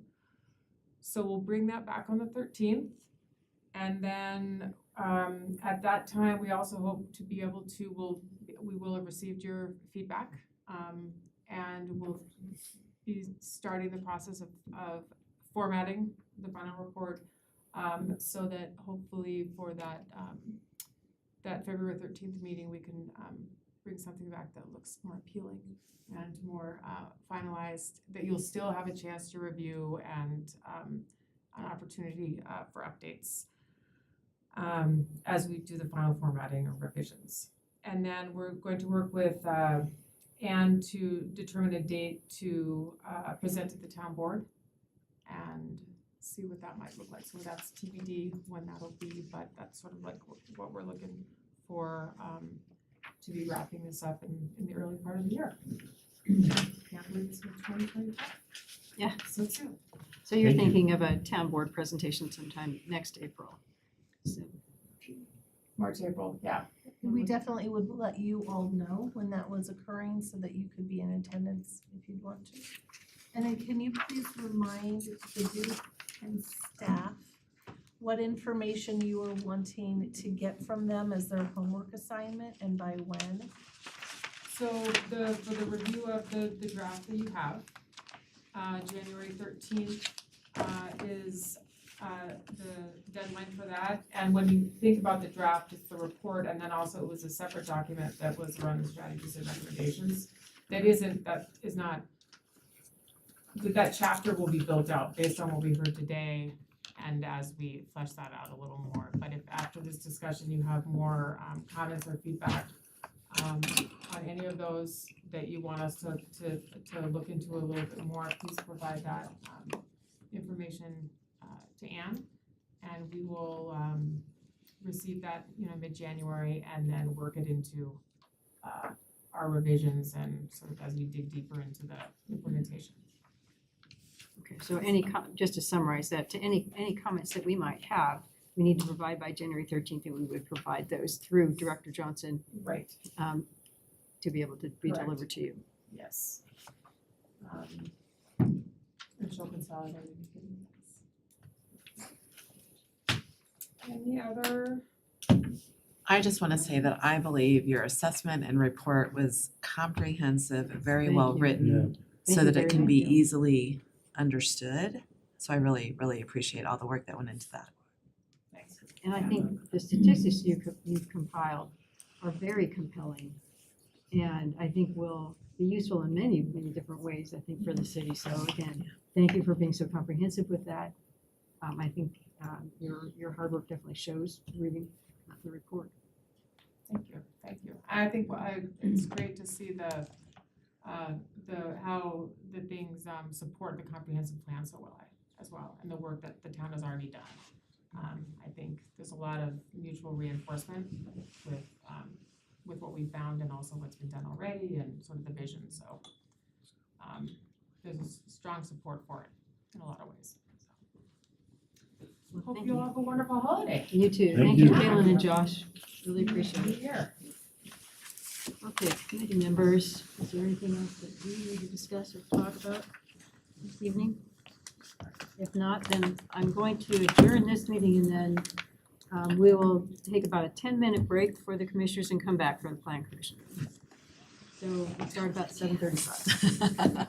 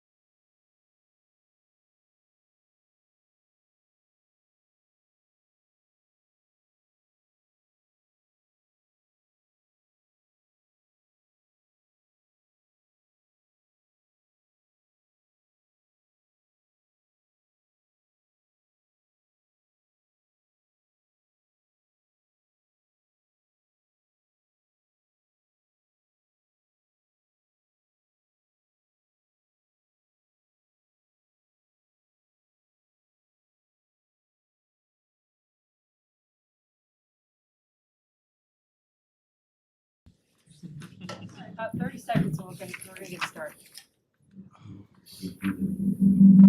And I have received some feedback from members of the audience that it's very hard to hear. We do have a new system. I have turned the volume up, but when you speak, if you could please speak clearly, so that members of the audience can hear. And members of the audience, there are assisted hearing devices right over here if you need some. Okay. Thank you, Director Johnson. All right, with that, let's now open the December 12th. Oops. You try it again. With that, too loud. let's now open the December 12th, 2024 meeting of the Town of Berthoud Plan Commission. We call this Plan Commission meeting to order at approximately 7:35. It's the tradition of this Planning Commission to start our meetings with the Pledge of Allegiance, so please stand. I pledge allegiance to the flag of the United States of America and to the republic for which it stands, one nation, under God, indivisible, with liberty and justice for all. Okay, thank you very much. At this time, staff, will you please call the roll of the Berthoud Planning Commission? Chair Anderson, Here. Vice Chair Smith. Here. Commissioner Semadalis, Here. Commissioner Hoffmans. Here. Commissioner Brody, Here. Commissioner Pond, Here. Commissioner Sigmund. Here. And Madam Chair, if I may, Alicia Garcia, one of the town attorneys, is on Zoom. And we do have another member of the, just a member of the audience that is on Zoom as well. And then we have Luke Sieber, the town's development review engineer present, and the town's senior planner, soon to be planning manager, Ton Hillenbrand, here as well. Wonderful, thank you for that. Okay, let's now consider the minutes of our October 24th, 2024 meeting, which were in our packets for review. Are there any questions or changes from those or about those minutes, commissioners? Nope. No. Okay, if not, then I would entertain a motion to approve the minutes. I move to approve the minutes. Commissioner Semadalis moves to approve the minutes. Second. And Commissioner Hoffman seconds. All right, so with that, could you, all in favor of approving, please indicate by saying aye. Aye. Opposed, nay, and abstentions. All right, so the minutes are approved. Okay. Now, as we have a land use item for public hearing tonight, I want to provide some procedural background before we delve into it. The members of the Planning Commission are volunteers, and like many of you in the audience, we are residents of Berthoud. Our duty is to review the application materials that we are provided, hear the staff presentation and any presentation from the applicant, and then hear public testimony. Then my fellow commissioners and I will discuss the matters before us as they comply with the land use code review procedures. In doing so, please note that the code and other regulatory prescriptions provide certain criteria for approval that we must consider, and you will see those here in a few minutes. We have Town Development Department staff in attendance tonight, and Director Johnson did introduce some of those folks. And they'll provide us with a presentation regarding the agenda item that we are to consider this evening. They'll also lay out the criteria and the parameters for approval. They will also answer the commissioner's questions. Once the staff's completed their presentation, the applicant will be permitted to provide information about their application. After that presentation, the public hearing will be open. If you intend to speak during the public hearing tonight, please sign in on the sheet in the front. We gain insight from the information and viewpoint that the public provides. Your input is welcome and very appreciated. If you wish to speak tonight, you will be recognized by me. When you come to the lectern, please provide us with your name and spell any uncommon names so that the record will accurately reflect what your name is. Then please provide us your address as well. We ask that you keep your comments relevant to the matter being discussed and that we ask that you direct your comments to the members of the Plan Commission and not to the applicant or other speakers. You'll have 3 minutes to speak. To recap the process, note that staff will introduce the Legacy Park preliminary plat, a land use item, followed by a staff presentation, and then the applicant will make a presentation. After that presentation, the public hearing will be open, and you'll hear me open that public hearing, so not to worry. Okay, to begin the more substantive part of our agenda tonight, Tom Hildebrand, Senior Planner and soon-to-be Planning Manager with the Berthoud Community Development Department, will provide some procedural comments and then present the Legacy Park preliminary plat item on our agenda. Planner Hildebrand.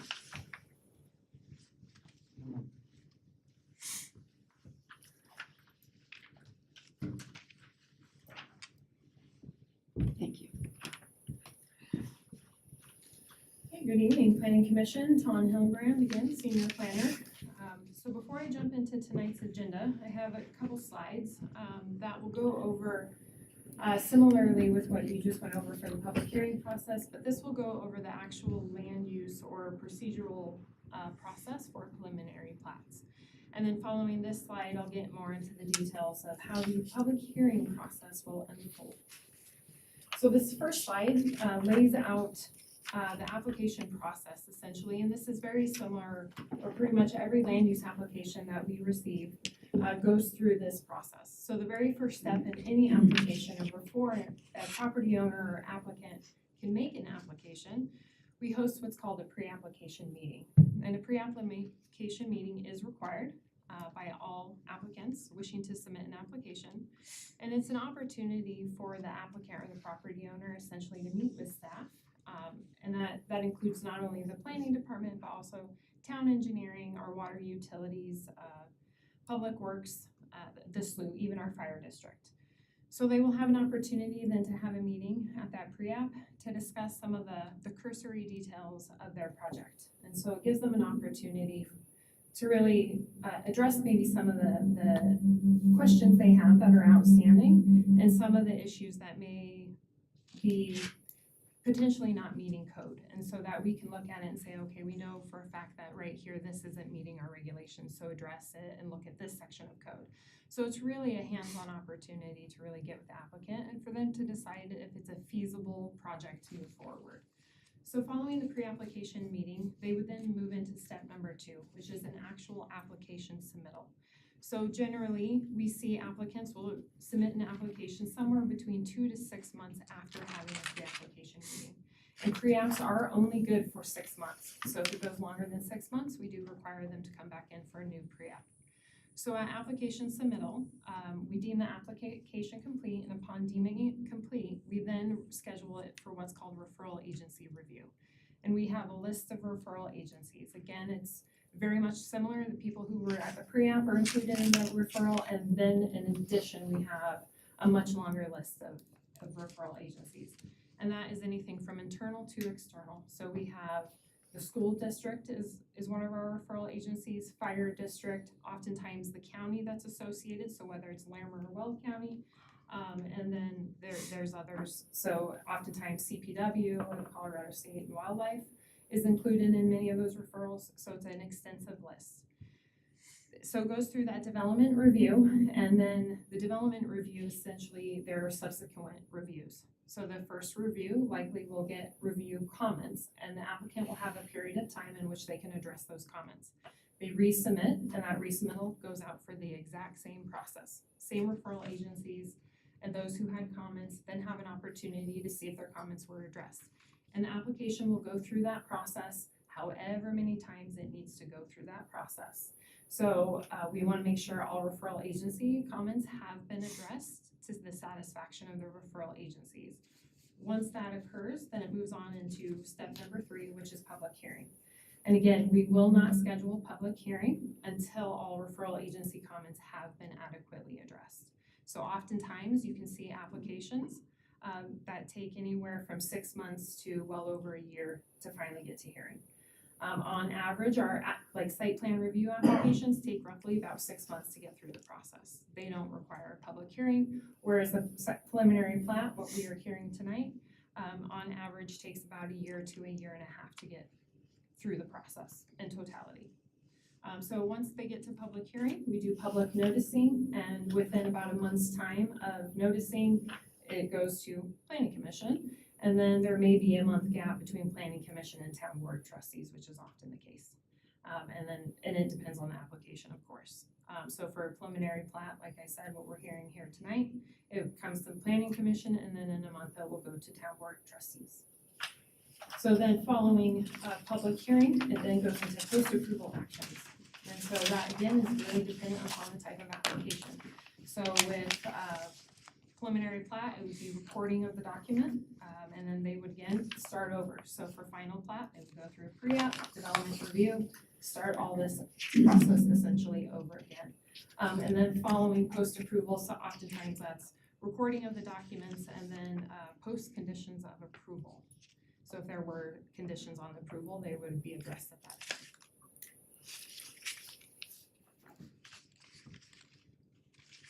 So this looks a little bit closer at the actual procedures for land division.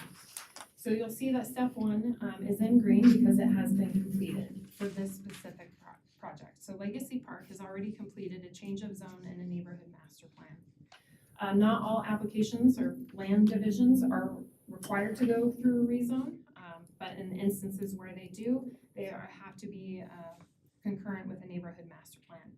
If there was not a change of zone for Legacy Park, they would have done their neighborhood master plan with the preliminary plat. So in this particular case, they have completed the change of zone and neighborhood master plan, which I will get into in my presentation.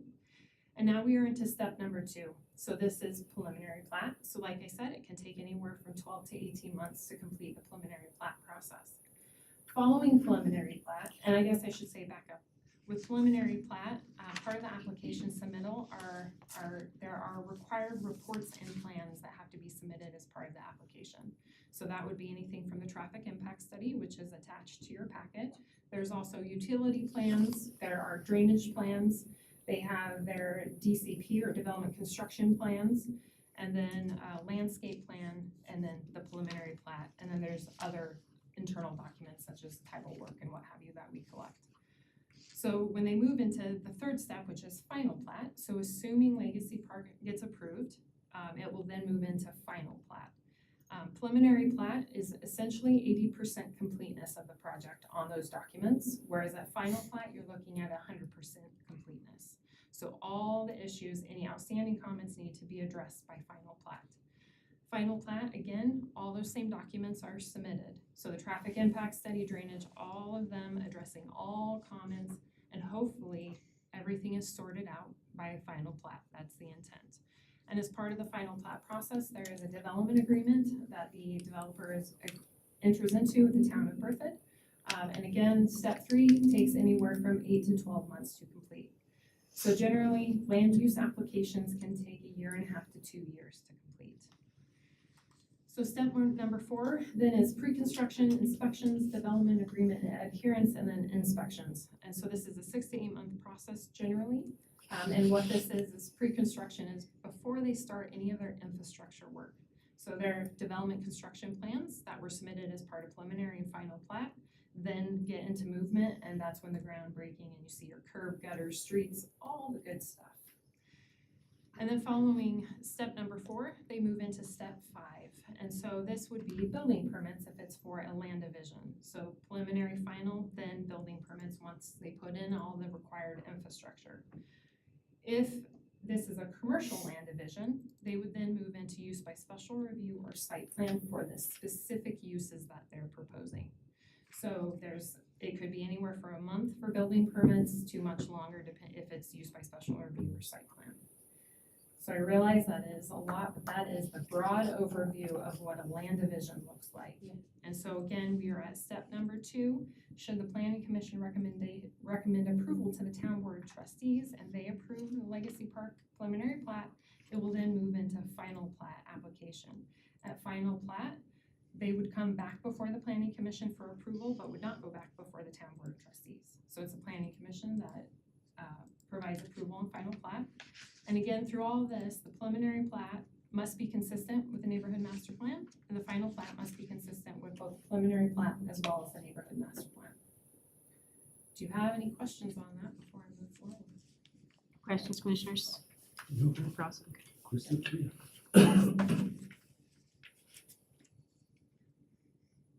So this next slide is more specific now to this evening. So as Chair Anderson had stated, I will give a brief presentation on the application. And the presentation and the staff report address specific review criteria that are listed in our development code for preliminary plat applications. So the staff report addresses those review criteria, and that's how staff makes their recommendation then to the Planning Commission. Following my presentation, then the applicant will have an opportunity to come up and provide their presentation, and they will give more details on a specific project. So I will not get into those details. I will stick to the review criteria and the code, comprehensive plan, the future land use map. Because as you know, we are not advocates for the project, we are advocates for our code and our comprehensive plan. So following the applicant presentation, then Chair Anderson will open it up for public comment. So public comment, those who would like to speak to or on for the project or against the project will have an opportunity to speak. They will be given about 3 minutes to make their comments, and then we will move on to the next individual. So following public comment, once all testimony has been received, Chair Anderson will close public comment, and that will then, the applicant will have an opportunity to come to the podium for any rebuttal or address any questions. Additionally, staff can also answer questions. And again, I guess I should be clear is that after staff presentation, I can take questions. So if you'd like me to do so while they're fresh in your mind before we get into the applicant, we can certainly do that as well. So following public comment closes, it then moves into discussion and vote by you all. And so then that's when you make your determination, again, based upon the review criteria found in the staff report. And any questions before I move on to the actual item? Commissioners? Nope. Good, excellent. Okay. So this is the Legacy Park project.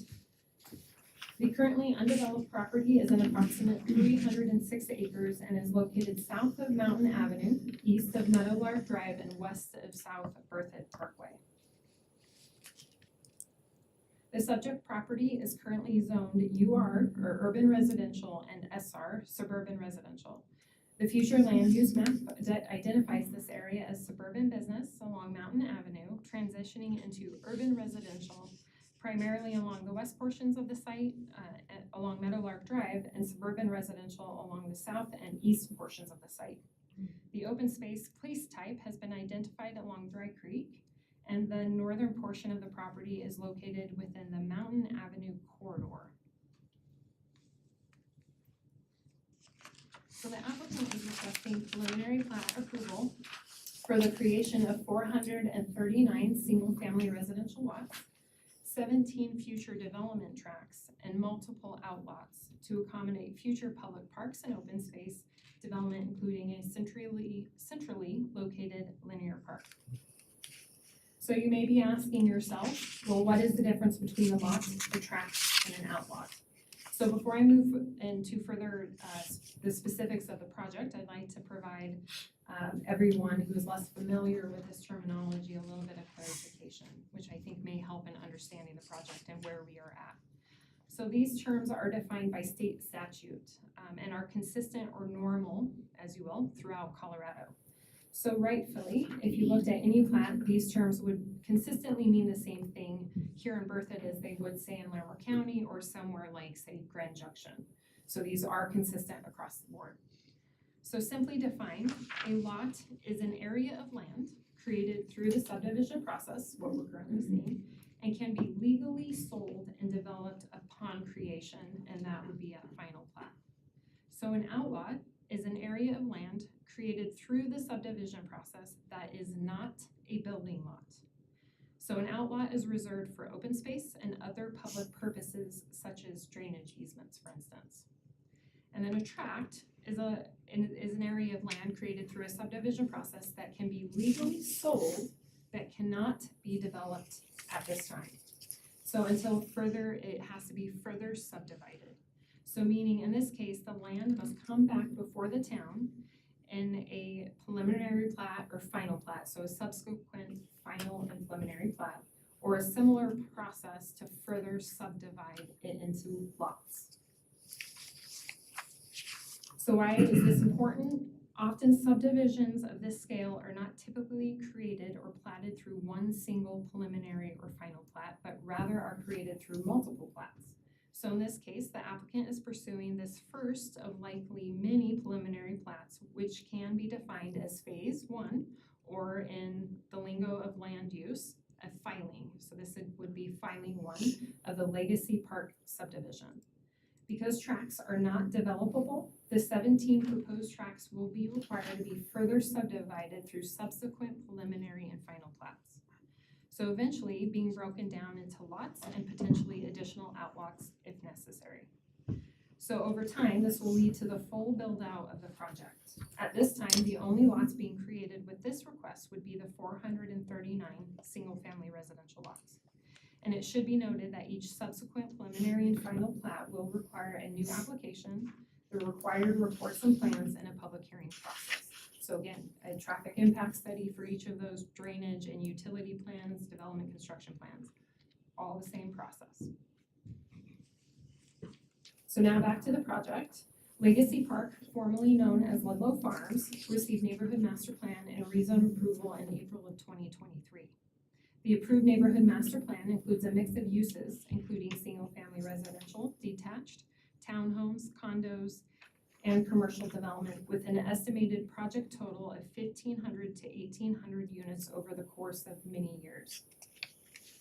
The proposed preliminary plat is in substantial compliance with the approved neighborhood master plan. The road network, lot configuration, density, and proposed open space areas are aligned with the previously approved plan. The 439 single-family residential lots created with this plat meet the standards of the SR or Suburban Residential Zone District. The preliminary plat, if approved, would allow the applicant to apply for a final plat that would formally subdivide the 439 single-family residential lots, the 17 future development tracts, and multiple outlots. As a reminder, the remaining portions of this site or remaining tracts would come back before the Planning Commission through subsequent preliminary plats or filings. So section 6 of the Town Development Code states that the town shall use the following review criteria as seen in your packet and on the screen, in addition to other applicable provisions of the code to evaluate the application. In order to approve a preliminary plat, the criteria must be met. So staff finds that the Legacy Park preliminary plat request meets the preliminary plat review criteria. Specific details on how the project is meeting these criteria are provided in the staff report. Therefore, staff is recommending Planning Commission make a motion to recommend approval of the Legacy Park preliminary plat to the Town Board of Trustees, subject to the following 2 conditions. So 1, the applicant shall address the remaining comment received by Little Thompson Water District regarding a small error that does not impact the scope nor design of the project at the final plat submittal. And 2, the applicant shall address the remaining comments received by Baseline Engineering Surveyor regarding minor technical errors at the final plat submittal.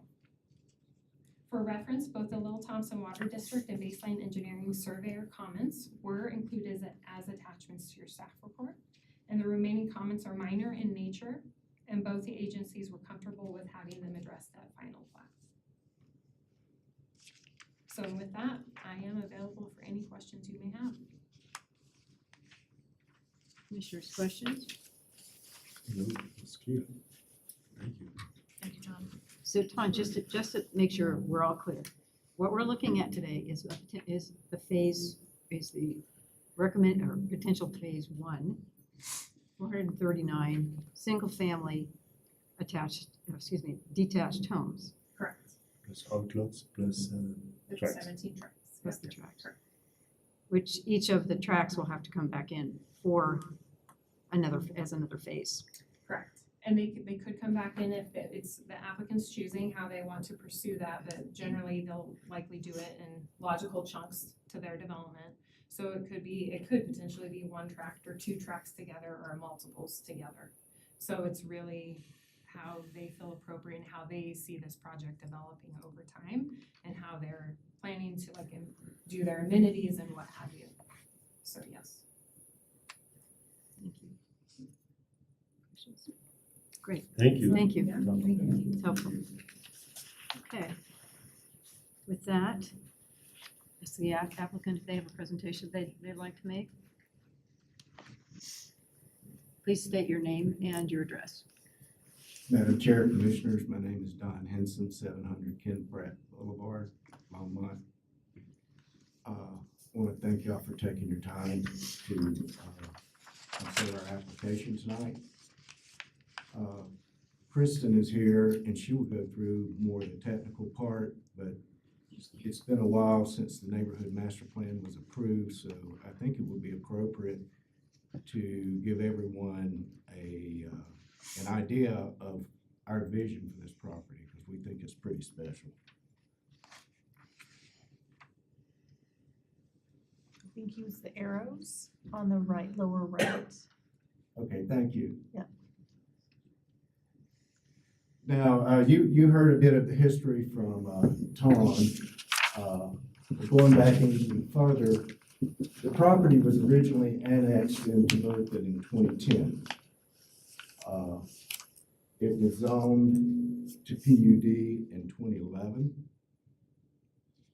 And an overall development plan was the terminology at that time, was approved also in 2011. So it's been approved for development for about 14 years now. In 2021, the comp plan was updated and the development code was updated.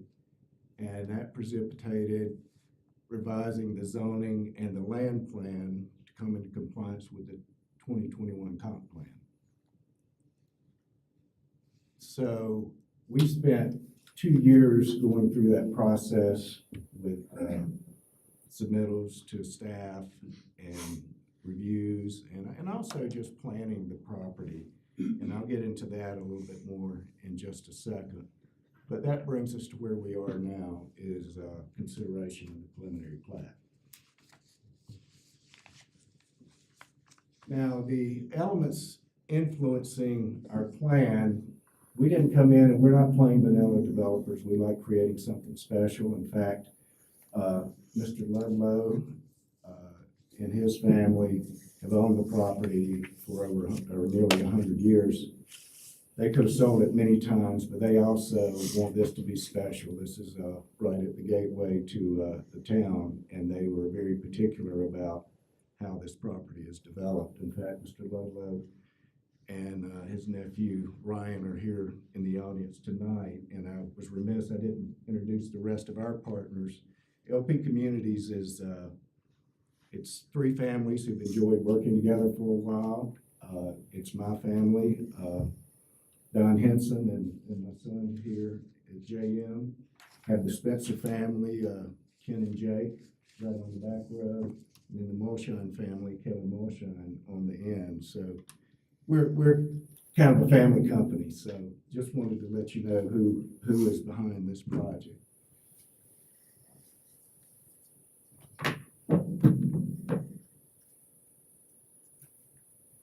So I mentioned the elements influencing the plan. When we first started looking at the property, we started looking at Berthoud and we wanted to know what is Berthoud like? What's the town? We fell in love with the town, by the way. You guys have done a great job here.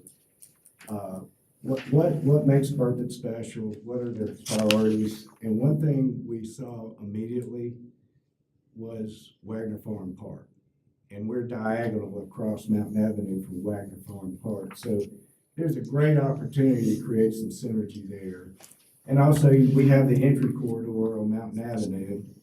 And the town's approved a Mountain Avenue plan. I know everybody wants some more commercial, more shops, more restaurants there. We certainly embrace that. And we've included that in the plan. Strong sense of community. That's one other thing we noticed about this. Everybody works together. It's that small town atmosphere. And we're really more about creating communities than creating developments. and we'll go into that a little bit in a minute. And then you've got the rich history and heritage of this place. We spent hours with Mark French and the Historical Society. And Berthoud has a fascinating history. There are a lot of interesting people that built this area, and we have embraced that.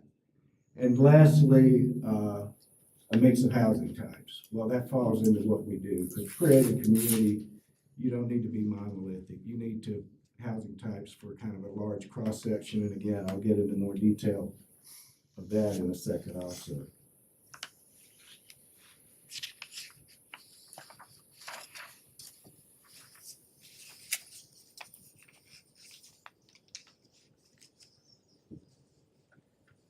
So this is our vision plan, and you saw that it's the neighborhood master plan. This has just a little more detail to it, but this is the vision plan for the community. And to talk a little bit about how that came about, I first talked about Wagner Farm Park. We consider that such an asset and such an opportunity. The town should be proud to what they created up there. I mean, it's really nice. You'll notice the regional trail that goes down the east side of Berthoud Parkway. We immediately saw that as an opportunity to tie onto that, take the regional trail through our development to create that connection between the two. There's the Wagner Farm Park, and of course, this comes from the renderings of the Arboretum that's, I understand, under design right now. You can see the regional trail winding through there, and this is looking south along Berthoud Parkway. If you get down to Mountain Avenue, that's where we pick up. We're picking up the trail there, which we're calling a legacy trail that runs through our community. And that will create a good connection and just a good place for people to interact. So back to the plan, it includes a mix of housing types, and I like to, we say housing types, but community is really it's about people. So it should be a mix of people types, because you got to create housing to accommodate people at different stages in their life, and that's what we plan to do. Our homes are going to be both attached and detached, starting, in fact, one of the first builders we talked to was David Gregg. David's a DJ with Mission Homes. They're going to be part of our builder program because we've been really impressed. Our heart is some people call it workforce housing, some people call it sustainable housing. Bottom line is housing people can afford to buy.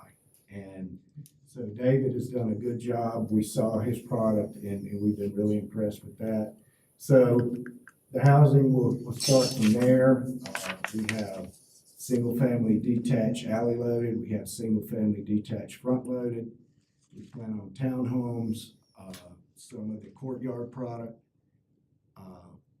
up to either condos or apartments when you get further to the west. So this is a very mix of housing, and that in turn creates a mix of people living in the community, and that makes the community better.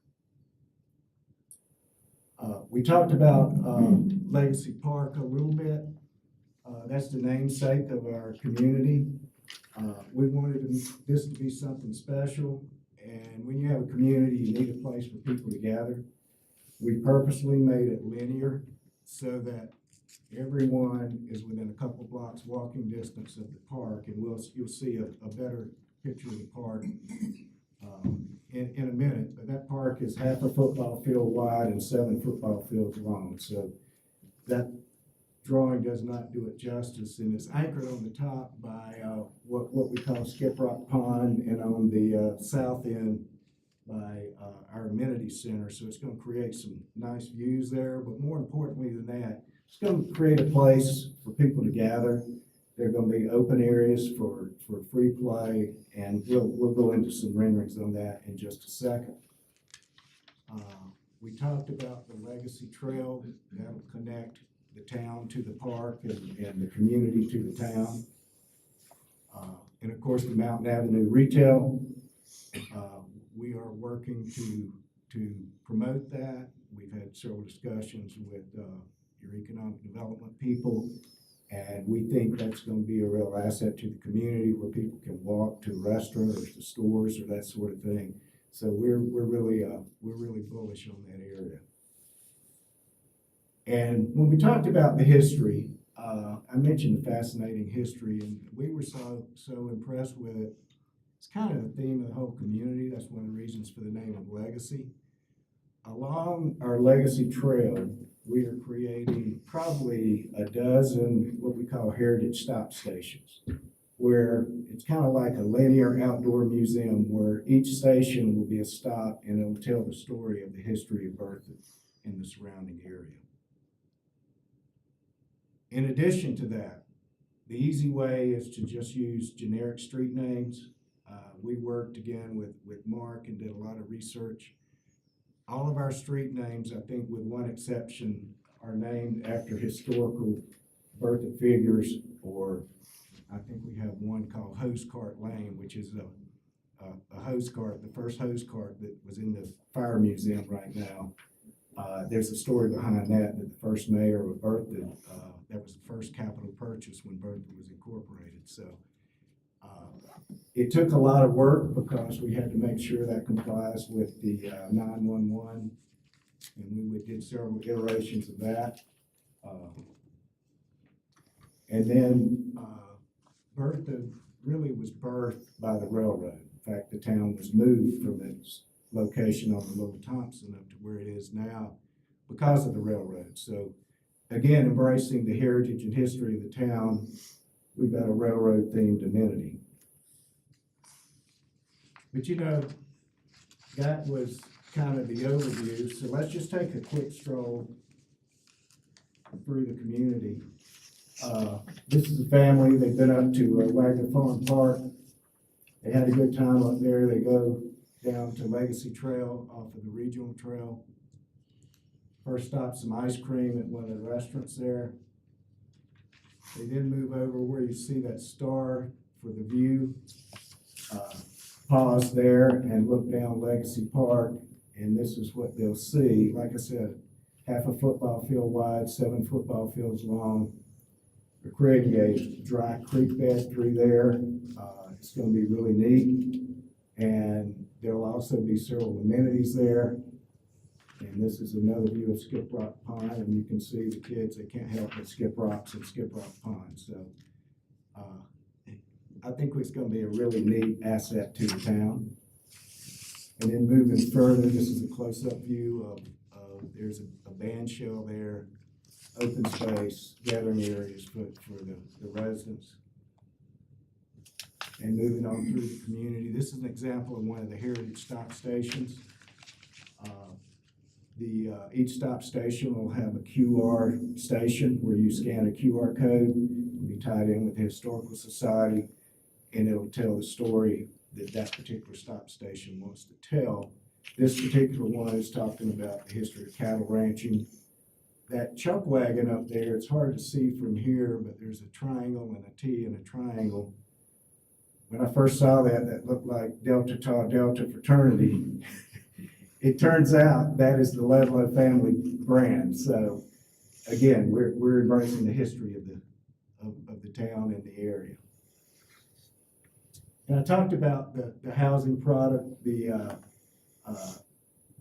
top left is some existing product that Mission Homes has built, and the rest of it we intend to go from entry level that a first responder, school teacher, something could be able to attain, all the way up to something executive that one of the companies around here would want to live in. So wide variety of housing types. And then when we get all the way down to the other end, this is a rendering of the amenity center. Again, railroad themed. And this is kind of the rear view of the amenity center. We're going to have a pool and a spray ground.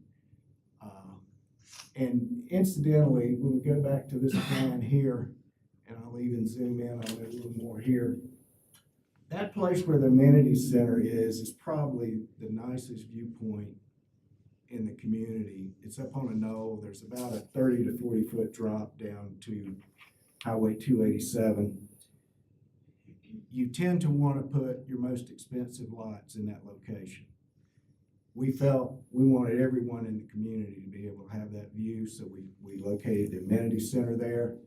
And not only that, but just below the amenity center where you see the yellow star, that will be what we call Sunset Terrace, which will be connected to the Legacy Trail, which will be a public trail.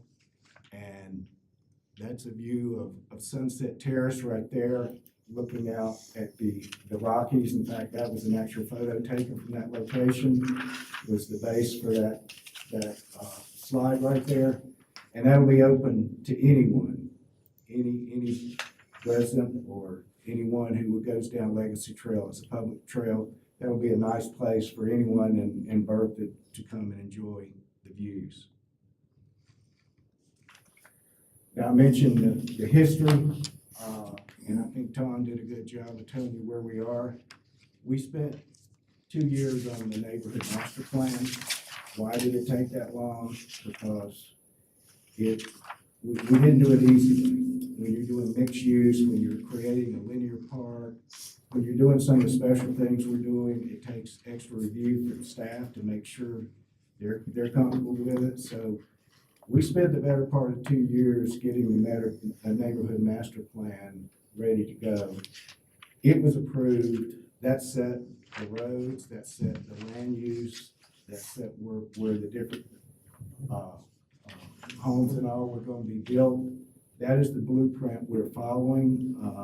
We had neighborhood meetings on that. We had comment. We reacted to the comment. We've gone through that process quite extensively, and that brings us to where we are now, which is consideration of the preliminary plat. And you've seen the criteria on the preliminary plat. I kind of simplify it to say, does our preliminary plat meet the neighborhood master plan, and are we dialed in the roads, and is all the engineering appropriate for the code? We've been in that process since April of 2023, so a little over a year and a half. Again, we went through 4 submittals, 4 reviews. It's a special project. It took a little extra time to get there, but we have been extensively reviewed. And now I'd like to turn it over to Kristen. I got to show all the pretty pictures and the fun part. Now she gets to come back and do all the technical parts. So, Kristen, you're on. Thank you. Thank you. Thank you.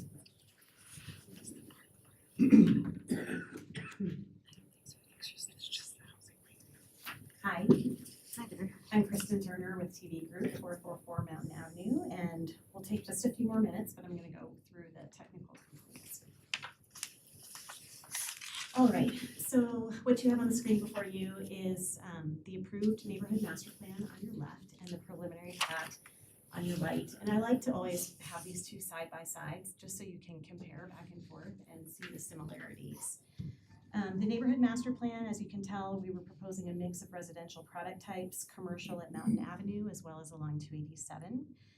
We're proposing preservation of that wetlands corridor along the bottom third of the site. And when you look over at the preliminary plat, it essentially looks the same. So our job when we left with the approval for neighborhood master plan was to start engineering that neighborhood master plan, dialing in the design to make sure that we were meeting all the land use code requirements, and then bringing back a plan that matches that neighborhood master plan. So here's just the preliminary plat for you. The site is approximately 305 acres. We're proposing 439 single-family detached lots right now. There are 17 future development tracts, and there's roughly about 9.5 acres to that central park. That's everything north, the park, everything north of Spartan Avenue. So you'll notice we still have that green spine right through the center of the property. That was very intentional with this design to help connect pedestrians along Mountain. That's where our commercial will be located to help draw folks into the site. provide this corridor through the center of the site. It also makes access to parks really convenient for everyone. It's not located in just a corner. And it ends up being the connecting spine to our open space areas as well. As part of plating, we do have 8 required subdivision identity elements. This project is proposing 10 for this subdivision. These are including a pocket park, trails, playgrounds, a pool, a pollinator plant palette, which will be used throughout the community, a community building, and alley-loaded streets. Now, some of these site identity elements will come with future phases, but in total, these are what have been planned for this community. All right, so I wanted to share and talk a little bit about the pedestrian and the bike network. Also kind of a key location in town and important to the design of this community. We really look at this property as having 3 levels to this system. The first is that we are proposing detached walks along all of our roads in this community. So it creates a nicer environment for pedestrian and bikes as they're walking along those streetscapes, regardless of where you are within the neighborhood. Kind of that next level 2 is the neighborhood trail system. And so we will be using a mix of soft surface and hard surface trails here. And the intent of those trails is to sort of weave through the open spaces. We want to connect open spaces to park spaces. We want to connect all of these spaces to the regional trail, and then out to the perimeter of the site as well. And then that third level of this pedestrian and bike network system is that regional trail. And so what you're seeing on the screen here is kind of a bigger shot, a bigger zoom of the trail network right now in Berthoud. So what you see in orange is the existing regional trail system. The pink is future trail system connections to the west, where those systems will be expanded. And you can see Ludlow lands right in that corner. It's a key piece to this whole system, to creating these connections. So what you see in the cyan color is the legacy portion of the regional trail, which is going to connect kind of that eastern portion of Berthoud to that northern portion of Berthoud, and it'll be the catalyst for the trail system that eventually moves to the west as well. So looking at the park, the Central Park, a little bit more closely, we are proposing looped walks throughout. There are shade pavilions that are proposed, large turf areas so folks have a place to hang out, throw a frisbee, run around with their dog. We are proposing an amphitheater area, picnic tables, barbecues. The future amenity area, which you see in the center image, we had to break the park up because it's pretty long, 7 football fields long. But if you look at the center image, you'll see the amenity center, which is just south of Spartan Avenue. And so that will actually come back at a future date as part of a site plan package, but I wanted you to see that because it is an important component of the overall park system, this overall central park system. And so that amenity center area will include a clubhouse, a pool area, courts, and an overlook area. All right, so this is going to give you a quick look at our streetscape system for the property. You will notice all of the brighter pink stars are access points and improvements that are being proposed with this initial phase of development. You'll also see a lighter pink star. So as you know, there's a lot of development that will come in the future. All of those gray tracks are those future development tracks. And additional improvements will come as those portions of the site develop. So the lighter pink is just improvements that you'll see in the future. We do have 10 access points for this property proposed. Anytime you have a property you want to connect to your surrounding road networks as much as you can. This helps to distribute traffic.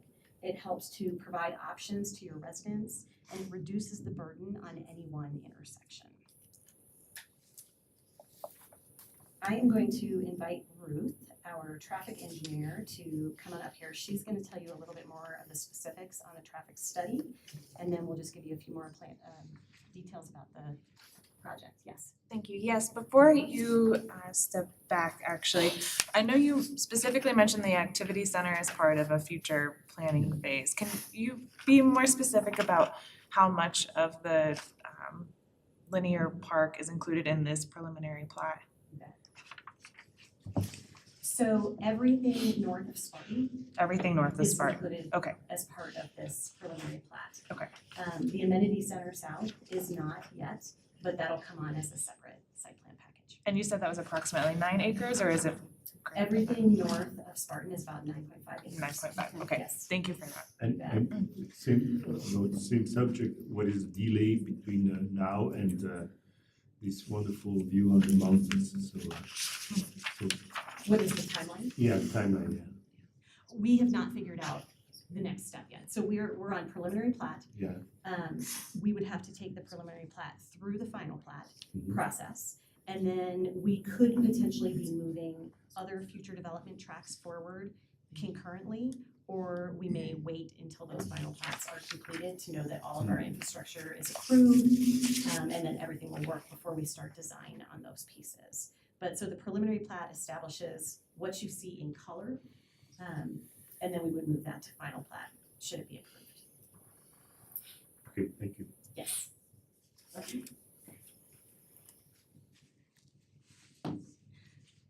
Good evening, my name's Ruth Rollins with Rollins Consults. My office is in Larimer County. So I did the overall master transportation study for this, and that looks at year 2044. And then came back because, as Tom described, you have to come back with each phase and do a traffic study for that phase. So I submitted a traffic study for this phase, and should I get closer or farther away? No, I'm turning it down. I'm just trying to make sure everybody behind you can hear you. Can you hear me? Okay, all right. Thank you. Sorry, I have to take my glasses off to read this. So this is for phase one, and the study was done for a little bit more than the 439 single-family homes.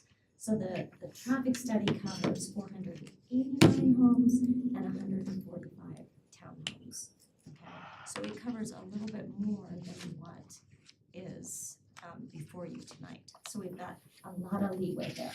It would be bad if I did it for less, then I'd have to go back and do it again. So we look at the trips that this is gonna generate. We look at, for this, we looked at 10 intersections surrounding the site. We didn't look at Spartan in phase one because the Spartan connection to US 287 is not in this preliminary plat. Okay, so we looked at intersections along Mountain and intersections along Berthoud Parkway to identify, we know long-range improvements, so we needed to identify what are our short-range improvements, what needs to be built with this first phase, okay? And most of that can be summarized by, there's an improvement at Berthoud Parkway in Mountain. There's an eastbound right turn lane, so there is no exclusive right turn lane today. This preliminary plat would include that improvement. And then at each access point along Berthoud Parkway, there's a southbound right turn lane that would accommodate traffic turning into the Legacy Park project. So that's that's a summary of with this preliminary plan, what those improvements are. Will that include the extension of Spartan to 287? Not with this preliminary plan, no. So, probably you answered already, but, so I can see, I mean, I have in front of me all the 10 points of the intersections. So, how are the people living there going south of 287? Because you need to cross 287 to go south. Correct, so some of the traffic from this will go up to Mountain Avenue. Okay, more, I mean, because we have a load of other new developments. We have Vantage, we have, so it's gonna be a lot of traffic on Mountain View. Yes, Mountain Avenue, sorry. and I included, for this short range analysis, I included anything that would be built within, the next 5 years, okay? Included through 2028. 2028. That's what I was gonna say, your 2028 numbers include more than this development, it's everything that's projected to be constructed through 2028. Absolutely. So I've got some of those projects, I don't have full build out of everything in the area projected for the 2044, sorry. So some of that traffic will go up to Mountain Avenue and then make a left turn onto 287. And some of that traffic will go south on Berthoud Parkway. Not a lot, but some of the residents will travel south on Berthoud Parkway down to County Road 4E. Yeah, but then they have to cross 287 on the south part, so it's exactly the same. And that number 8 intersection is extremely dangerous. So the intersection between Country Road 4E and 287. That specific intersection? Yes, this is extremely dangerous over there. Is there a way to go under and turn or do something? Because I stopped going this way because it's dangerous. So you cannot rely on this to go south. So with this, in this study, I also included trails at Creekview. So that's south of this project and a little bit east, and it's directly on County Road 4E. Okay, and with that project, there's a commitment to signalize County Road 4E at US 287. You say there's a commitment to signalize. Well, it's in the development agreement with Trails at Creekview. Okay. So that's what I mean when I say commitment. Okay, It's just wanted to make sure I understood what you meant. It's identified in their development agreement. Which is Okay. past final plat, as I remember, Right. yeah. So it'll just occur when it's triggered by their development phase. Correct. Is the expansion of Berthoud Parkway and Mountain Ave intersection in this proposal? Because it's already kind of a mess at that intersection with just the traffic that's there existing.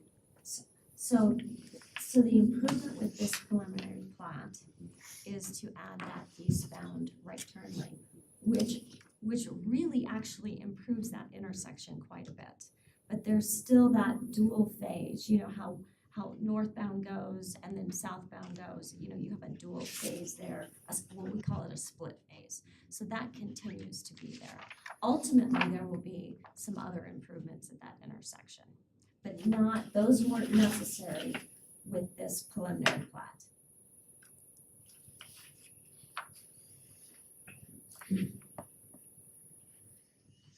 So your table 7 that says it's the peak hour intersections, the LOS for Berthoud Parkway and Mountain Avenue with improvements, that's with that includes, so that LOS is with the right-hand turn lane you're proposing, and table 6 is what that would be without that improvement. That's correct. Okay, thank you.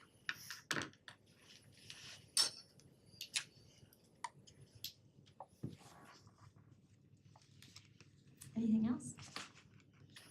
Okay, well, I'll just be back there. Can you just quickly summarize, particularly for our audience, what your ultimate findings were from that study?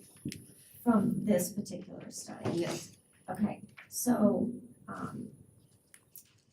I guess I would summarize that with those improvements that I mentioned. Do you want me to mention those again? Please. Yes, so at Berthoud and Mountain, on Mountain Avenue, there would be an eastbound right turn lane onto Berthoud Parkway. And then at each of those intersections along Berthoud Parkway that enter into Legacy Park, there would be a southbound right turn lane into each of those intersections. Oh, and I forgot, Spartan Avenue at Berthoud Parkway. There'll be a roundabout at that location. So, sorry, I'm glad I looked up there. I totally forgot about that. So no other improvement to that intersection other than a right-hand turn lane going east on Mountain Ave? That is correct. Okay. I don't see that as, I mean, it's a mess there in the morning, and when the high school lets out, like, the traffic backs all the way up, and part of it is because of the alternating light system, but like that intersection is just inappropriately sized already, and it's gonna be compounded with your development. And something to remember is that we look at a complete hour. So there are moments in time in that hour where it's exactly what you're describing. But we don't improve intersections for a moment in time. We look at an overall peak hour, and that's how we do improvements. Otherwise, we'd have dual lefts, dual rights, 3 through lanes if we go for that absolute, peak 5 minutes. So keep in mind that if you sat at that intersection for a whole hour, you would see some peaking within that hour, but we're looking at the overall AM and PM peak hour. So we do 2 hours of counts in the morning and 2 hours of counts in the evening, and then we find the peak, the absolute peak hour in those 2-hour time periods, and that's how we base our studies. So there will be moments in time where it's pretty congested when, during school hours. Now Spartan will help that a lot when that connection's made with the high school, right? Because now some of that traffic won't have to go up to Mountain Avenue. They'll continue on Spartan Avenue. Sorry, can you clarify the roundabout at Spartan and Berthoud Park Parkway would be triggered in this plat? Correct. And that is accounted for in the traffic projections? That is. Okay. Yes. I'm so glad I looked up there. I totally forgot about that one. I mean, so if we had to summarize this, But yeah, the connection to 287 is not included in this. Correct. Yeah. But it's planned for a future phase, yeah. Yes. to summarize then, and correct me if I'm wrong, summarize your study, what you're saying is that with these improvements that you have here, traffic would be at acceptable levels at least through 2028. Correct. Correct. Yes, that's correct. But it's gonna be at a worse level than it is today, from an LOS. It will be higher, but it will be, but it'll be within the threshold. So that's what we look at, is what's acceptable. And then that's why we add improvements to get to that acceptable level. Exactly. In your 2028 numbers, what percentage of change between existing conditions and 2028 numbers is attributable to your development versus other developments that have already been approved or projected? I don't know the answer to that. Okay. So I would have to go back and look at my numbers and add them up and look at that percentage contribution. And I couldn't tell you right now. To follow up on that, do you think that, and we're not asking you for specific numbers, but do you think that this particular phase causes a significant change? It causes a change, but I would not call it significant per se, because I would have seen a lot more improvements, right? So we have that 2044, the 2044 numbers where we've looked at all these intersections and we know what they ultimately need to be. The intersections at the project access points are designed for that 2044 situation. Right. Okay? So it's designed. 2044? 2044. Okay. 20 years out. Okay. Yes. So along Berthoud Parkway, we didn't want to do improvements, some minor improvements, and then have to come back and redo that. So Berthoud and at the access points and at Spartan are designed for that long range, okay? And this phase is closer to Berthoud Parkway, right? And so that's why you're seeing those improvements along Berthoud Parkway. We're not triggering some of the other improvements. We don't need to do the Spartan Avenue connection yet. Most likely it will come with the next plat, okay? Most likely that will trigger that. There's some other improvements that we're not triggering yet, so. But what you're saying is the improvements along Berthoud Parkway will meet the capacity of future needs of when the entire development is built out. Correct, they will. But not at Berthoud and Mountain. So if I understand, in the beginning, everything will be sent back to Mountain Avenue before we have the connection to Spartan. That is correct. And we have a delay. I mean, do we know a little bit when it's going to be connected to 287? I mean, the extension to the west of Spartan? Any idea of that? It sounded like next plat. But okay. Yeah, so in the that's meantime, there's going to be a lot of people over Yeah. there, and then we might have traffic on Mountain Avenue. So And- that's and my worry. Something to remember is we have to go through a very extensive review process with CDOT because this is a brand new access point. So we've already been working with them for 2 years to figure out exactly where we can put Spartan Avenue in that section of 287. So we've done some preliminary stuff, but we'll need to submit an access permit. It's a lengthy process to get through CDOT. So that will take some time, but it's not, this plat does not trigger the need to make that connection. And this is probably a question for Kristen as well, but what do you project the build out to be and then these improvements to be finished?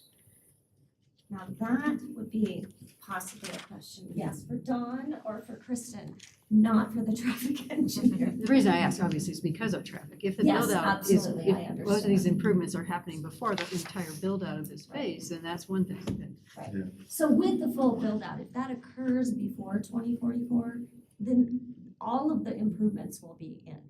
So as each piece comes in, I go back and I look at all these numbers and I go, okay, with this phase, we need to do this and this and this, okay?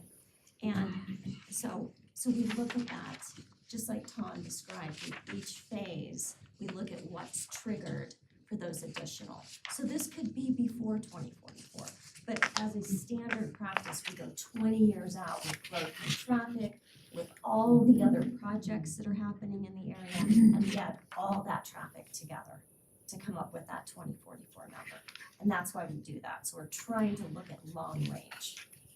And Madam Chair, if I may address you and Planning Commission. So on average, over the past 3 years, the town of Berthoud has issued approximately 220 to 250 new residential building permits a year. In 2021, there was a large spike for some reason, about 500 new building permits. But that was 3 years ago, and we've been pretty consistent with 200, 250 a year. So this, with the other neighborhoods in process in the town of Berthoud, it's going to be a long build out. Now, every development hopes that their development will build out very quickly, but that is currently the market demand in Berthoud.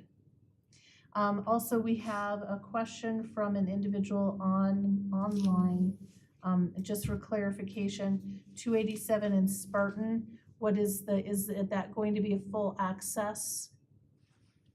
Okay. A signal, most likely. All right. And you consider D as an acceptable level of service? Correct. And we even accept the standards, accept a level of service E on movements, okay, on certain movements, yes. At major intersections. So considering that the build out could take 4 or 5 years even, do you think how fast will these improvements happen in conjunction with that build out? Well, if we identify improvements with the phase, that infrastructure will need to be built prior to having all that traffic, everything occupied. So that infrastructure will happen before a lot of the building happens, is what you're saying?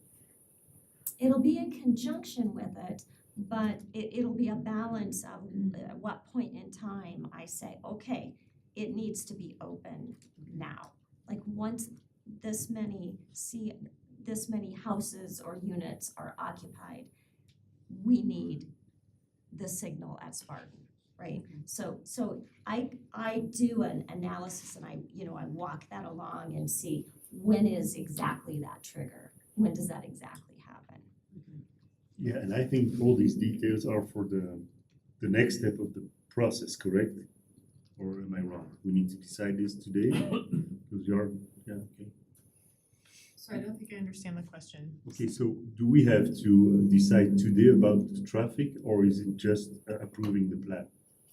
So that goes with the plat, so Okay. that's part Alright. of the submittal for the preliminary plat, so Okay. that and everything else is taken in consideration Okay. for approval. Did your study look at any impact going down Spartan Ave to the east or Welch Avenue because I can tell you that as that backs up at certain times of day, people bail out, and instead of going to Mountain View, they'll cut down Spartan or they'll cut down Welch. And how does that then impact, the next traffic light down and school zone through Spartan Ave and all those things? How did you consider those in your? I did look at, I looked, Berthoud Parkway, it was the border of the eastern side of the study area. But I do have some traffic going through Spartan Avenue ultimately, and with this first phase, okay? And on Welch, I have the same thing. So I do have some of that traffic going through. Welch is not as much with this because the residential pieces are south of Welch, right? So they don't even abut up to Welch yet. But I did account for traffic going through these intersections also.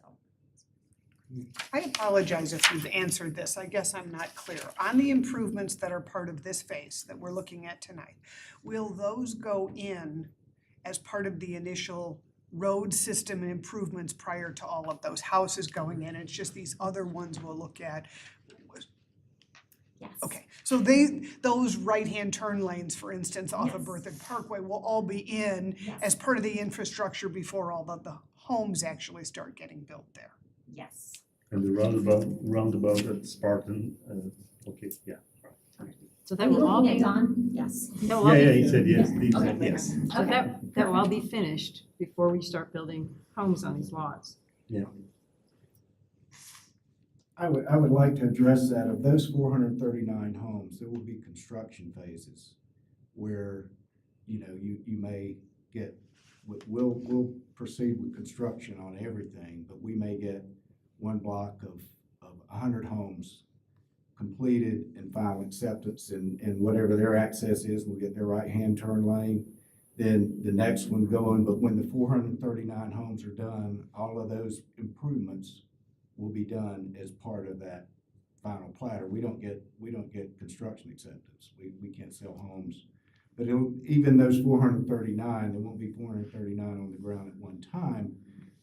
Hopefully they'll be all on the ground in a couple of years, because we have a lot of infrastructure to pay for. I mean, you've got 439 homes there, and that's a lot of infrastructure to pay for. We talk about affordability.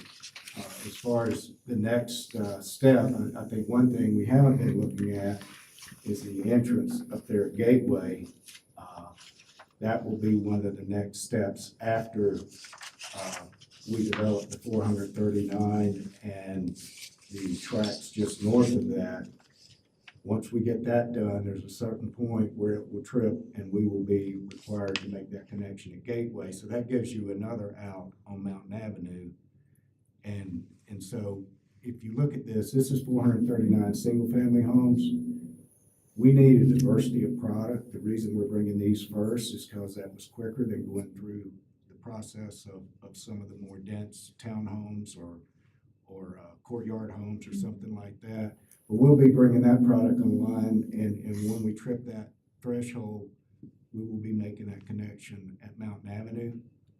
And as you can see, the transportation, it's a heavy lift on the transportation. We're going to be improving Berthoud Parkway at Mountain, ultimately a signal at Mountain and Gateway, and so plus the connection to Spartan out to 287. So as this stuff progresses, the ultimate improvements are going to make Berthoud a better place, not just for our project, but because everybody drives on those improvements, not just our residents. If you look at the Spartan connection, I think Ruth will vouch in our studies when we first did it. If we don't build a single home, the town of Berthoud needs that Spartan connection as another way to get to 287. So we're providing that for the whole town, even though our traffic is a percentage of that whole thing. So I think overall our traffic package is good, and as we phase through this, we will keep making those connections and those improvements as are needed. And the off-site and on-site public improvements are phased in the development agreement. And that is a condition that prior to recording the plat, that staff and the applicant and our attorney group, we developed this development agreement that has obligations of both parties outlined in there. And it's very clear at what point do some of these improvements need to be made. And that gets done then with final plat. Yep, right before final plat, yep. I have a question. Can we summarize a little bit what the lights would be from west of 287 to Burton Avenue? Because, so there's one in the intersection, Mountain Avenue and 287. Then we have, what is it? Meadowwalk Drive, no lights. There will be a light there. And then the next one will be Gateway Park, another light. So it's gonna be 1, 2, and then one on Bird Parkway, I guess. Well, it's existing already. It's existing. Do we have the light over there? Yeah, we do. So it's gonna be 1, 2, 3 before entering Burton. Well, good thing people are not going to drive crazy, but might also delay some traffic. Yeah. People have to slow down a bit. Yeah. Okay, well, thank you. It's a lot of lights. Any other questions, commissioners, about the traffic? All right, I have just a couple more things to share with you, and then we'll be wrapped up. So just to summarize, we've looked at the plan, we've talked about traffic. I did want to let you guys know that we also recently hosted a neighborhood update meeting for the residents that live around this property. We probably had about 20 to 40 people who attended the meeting, and it was good turnout, and it was a good conversation. So just a recap of the things that we discussed at that meeting. We did discuss the neighborhood master plan, kind of the process that went along with it, ultimately the things that came out of it, the density, the product types, things like that, the decisions that had been made as part of that neighborhood master plan approval. We talked a lot about traffic and all of the things that you've just discussed with Ruth and shared the differences between the improvements that would be made as part of this preliminary plat versus the ultimate build out.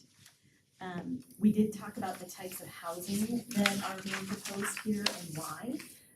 And the types of housing are intentional. They are in conformance with the vision for the community that the comprehensive plan sets. It designates this property as both suburban residential and urban residential. So we're including a mix of product types, differently sized single-family detached, front-loaded, alley-loaded, townhomes, apartments. And the point is to provide product diversity and product at different price points as well. And we also talked about density and just, why is the density what the density is? So as we've discussed already tonight, the density was set by that neighborhood master plan. So this preliminary plat that we're bringing forward tonight is in conformance with the density set in that neighborhood master plan. There are obviously a lot of future development tracks, but at no point will we be able to exceed that neighborhood master plan density that has been set for us. And again, we talked about the density and the whys behind it. So again, providing these different product types, you start to provide some smaller product types, which the market is demanding, which we've heard Loveland Housing Authority come in and speak to you about how Berthoud is missing some of these product types. Townhomes, duplexes, smaller single-family detached. So there is purpose behind it, but it also matches what the community as a whole looked at as with that comprehensive plan in saying, yes, we think we need some of that urban residential in this area. It makes sense for the community here. And finally, we talked about schools and what are the impacts to schools. We did talk about how these packages, neighborhood master plan, preliminary plat, final plats, and all future tracks that move forward, all of them get sent out to Thompson School District for review. They are the decision makers for what happens with the schools. It's not the town and it's not the development team in any way. So they ultimately will decide one of two options. Do they want to request a school site or do they want to request cash in lieu? And they have specifically requested cash in lieu for this property. So those were the hot topics of the evening, but it was a good conversation. We had some folks that had been part of the neighborhood master plan. They had been here, they had been part of those discussions. So it was an update for them. We also had a lot of neighbors who were newer to the area, so it was new information for them. So with that, I will now officially wrap up my presentation. We do believe that this preliminary plat is in conformance with the comp plan, the land use code, your master traffic plans, your master trails plan, and with the approved use of land plan. And we would be happy to answer any other questions you might have tonight. Can you remind me, is the swimming pool part of filing one? It is not, it is part of the future site plan package. And I'm assuming you're gonna have several metro districts in this project? There is a metro district approved for this property. Do you have any plans for the swimming pool at some future date to allow memberships from other neighborhoods, outlying neighborhoods, to participate in that pool? I don't know if that level of detail has been considered yet, but I always ask my team if I'm misspeaking on something to hop up and correct me on that. But I have not heard that that level of detail has been considered yet. Other questions of the applicant? Commissioners? Mark, did you have any questions? No. No. You, Mark? Nick? No. Abby? No. Stacy? I guess maybe just one, you mentioned affordable housing, and since we just came out of our housing meeting and the meeting before this, can you tell me how you're defining affordable housing as far as a price point? Are you looking at it similarly to the housing study here? Sure. So I did not say affordable housing. There is a technical definition that goes along with affordable housing. So I always like to be very clear about that. We are providing, or we are proposing, product diversity. With product diversity, you get differentiation in price points, and that just helps to be part of the solution. So, and as we've seen from the presentation that happened earlier tonight, right, there's a lot of different pieces to the solution. Affordable housing is definitely one of them. Attainable housing is another one of them. Having a mix of product types, you know, Berthoud has been recognized as having primarily single-family detached. A lot of the lot sizes are very similar in size in general throughout the community. So that is part of why your updated comprehensive plan and your land use code now has these different product types that are defined and intensities that are defined as well. So we want to provide different sized single family detached. We want to provide some that are much smaller, some that are larger, townhomes, apartments, potentially condos. And it's just that mix of housing types that the market ultimately kind of segregates them into different price points. And that allows the opportunity for folks to have an opportunity to live in Berthoud in whatever type of housing works for them. You know, if it was a community where everything is, what did they say the average was earlier? Over $600,000 for a home in Berthoud right now. $691,000.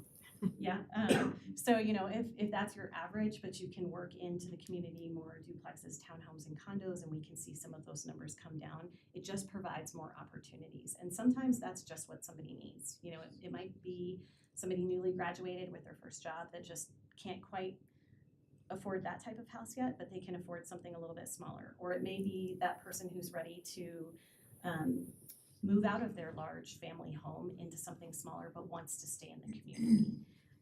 So again, like I said, not affordable by the technical definition, but diversity in product type and in price points so that we can be part of the solution. Which was integral because of the comprehensive plan, so you integrated. Absolutely. Okay. Neither, go ahead. Well, I might have a question. I don't know if it's the right time to ask for this, but and probably that's a question for staff. So we're gonna have 431 houses, new houses pretty soon. 39. 39. So how many kids per house? Is it an average of 1.5? Something like that. Where are they going to go to school? They are going to go to the Berthoud schools. And so what Which I was one? Spartan Spartan has enough reserve to accept other kids and where? So the school district does look at this, and Yeah. they have their own calculators. I will not claim to know what their calculators are for the number of kids that they assign. I can tell you that they assign a different number of kids to different product types. But they have some pretty complex modeling. And again, I'm not an expert on their modeling, but they are looking at communities and the overall school district. They're looking at kind of where families are aging out of the schools and they're not really seeing a lot of new people move in with younger kids. They're looking at areas that are growing a lot, and they're making decisions for the district as a whole.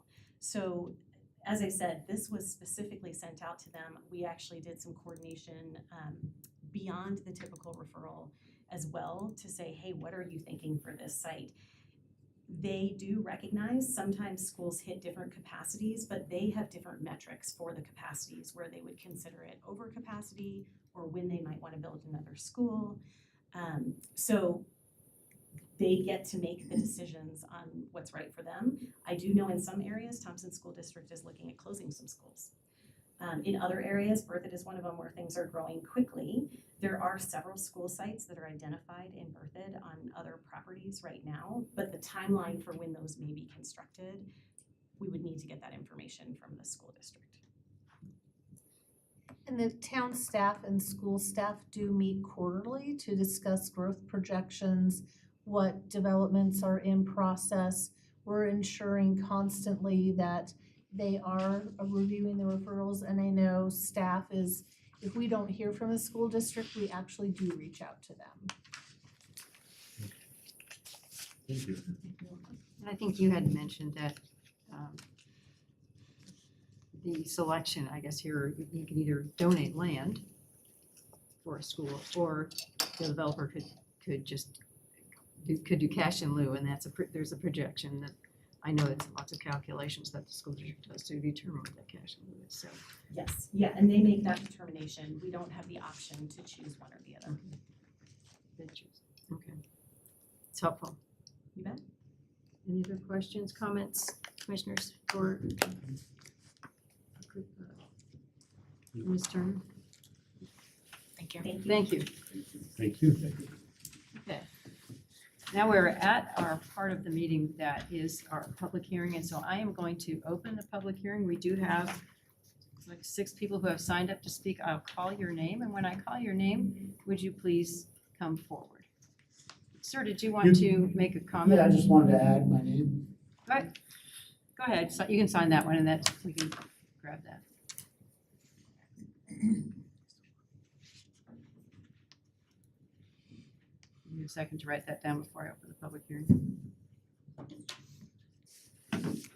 Thank you, sir. Anyone else before? Okay, no one else. All right, so I'm going to open the public hearing, but before I do, I want to remind you of a couple things. When you come up to speak, I'll call your name. Please come and speak. You will have 3 minutes to speak. Please, when you begin, state your name. Again, if you have a name that's difficult to say or that's difficult to spell, please spell your name. And then you'll also provide us with your address. We appreciate that. Now, when I call your name, I'm going to apologize up front. I'm going to try very hard to pronounce your name correctly, but if I don't, I apologize up front. All right, with that, open the public hearing. And the first person on the list is Ariel M.B. Goodwine. And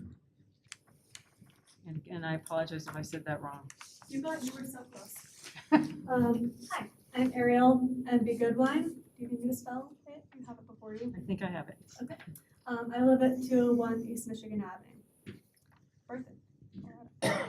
Okay, I wrote this because I will do better if I just read it, but I will not take up much of your time. Thank you for having me tonight. This issue matters deeply to me and the future of the town. Berthoud is important to me. I grew up here, my sister and cousins grew up here, my mother and my uncle grew up here, and we all graduated from Berthoud High School. My husband and I have wanted to buy a house here for some time, but the housing market in Berthoud is tight, and what is available is often out of our budget or just too big for a young family. In spite of being a teacher for 5 years and having a master's degree, my husband works in the tech industry, this has still been a little out of reach for us. And in fact, we're living with my family for a year for a variety of reasons, but especially because it allowed us to get closer to a goal of homeownership. We'll be able to buy a home soon, and I hope that it can be here in the town that I grew up in and where I'd like to raise my own kids. I also know that we're not alone in that. I know a lot of people my age who would love to be able to live here but can't quite afford what's available. This development is about keeping our community together. It's creating affordable spaces for young families, retirees, working professionals so that they can stay here and invest in our community. When my parents moved to Mary's Farm almost 30 years ago, that neighborhood sparked a lot of concern. But because they were able to buy a home here, they started a family, they created a business that supports and employs many Berthadites, and they have consistently contributed to the community. The truth is that if people can't afford to live here, they will go elsewhere and bring their energy and passion and time to that community instead, and that would be a loss for us. I see this development not as a threat, but as an investment in keeping our community vital. Thank you. Thank you. Thank you. Thank you. Okay, the next person is Jill Wooten.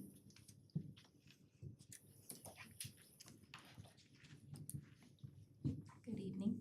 My name is Jill Wooten, and I live at 2685 Diamondback Drive here in Berthoud.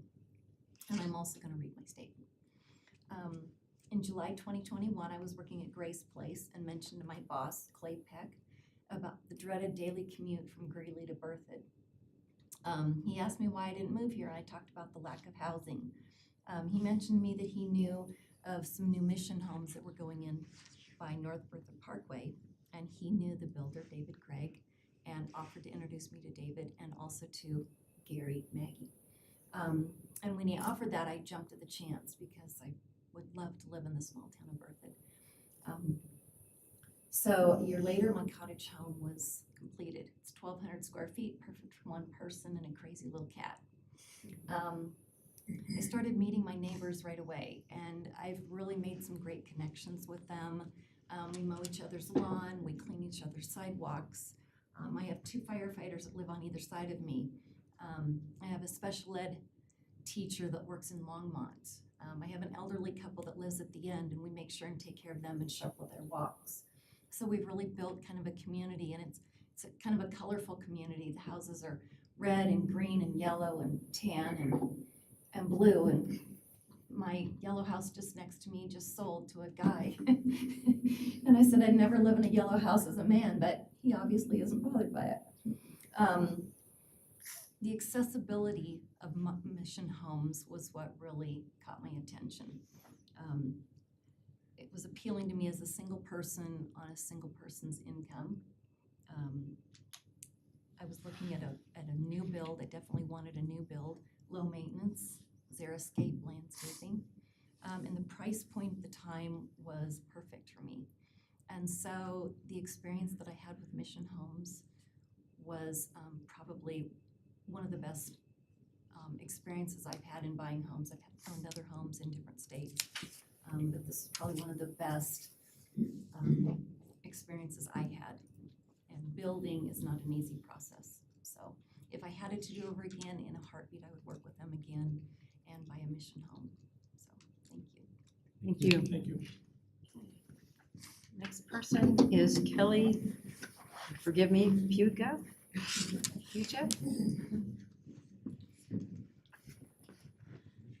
Hi, my name is Kelly Puga, and I live at 4494 Mountain Lion Drive, unit number 303 in Loveland. So I would like to speak in favor of more attainable housing in Berthoud and to represent the first-time homebuyers who cannot afford to buy a home in Berthoud. I grew up in northern Colorado, and I've worked in Berthoud for the past few years, first at Grace Place with Jill, actually, and now at Northern Water. My husband works in Berthoud as well. Even though we live in the neighboring town of Loveland, we spend a lot of time here and we support local restaurants and businesses as well as volunteering in this community. I would like to share some figures that highlight what obstacles first-time homebuyers in Berthoud are up against and why the addition of more attainable housing is so needed. So as was mentioned previously, the average cost of a home in Berthoud is currently around $600,000. At a 7% interest rate with a 3.5% down FHA loan, which is the closest thing to what we would be able to afford, we would be looking at a $4,400 monthly payment. Conventional wisdom says that you should only spend about a third of your take-home income on your mortgage payment or your housing payment. That means after taxes, 401k, insurance, etc., we would have to take home around $13,000 in order to afford a $600,000 home. Now, I'm 29 and my husband is 30. We're still pretty early in our careers and we're nowhere close to being able to afford a home at this price point for our first home. That's not to mention at 3.5% down, we'd be looking at about $21,000 in cash because we don't own a home and we don't have any equity. We'd be paying additional mortgage insurance and we'd need an additional $12,000 for closing costs.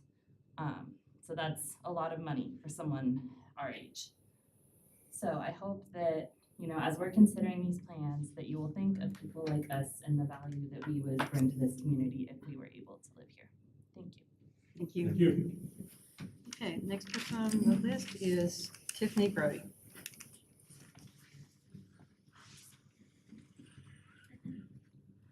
Good evening, Commissioners. My name is Tiffany Brody and I live at 1315 Burt Avenue.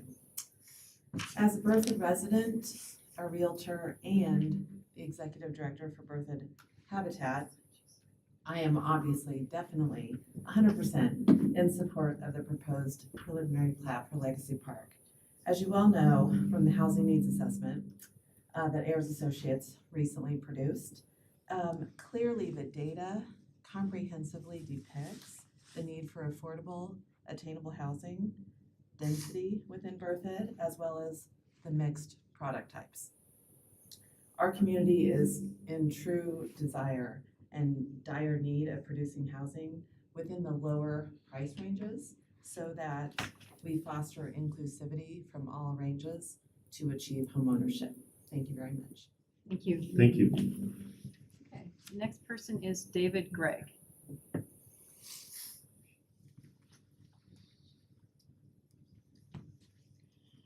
Madam Chair and Commissioners, thank you.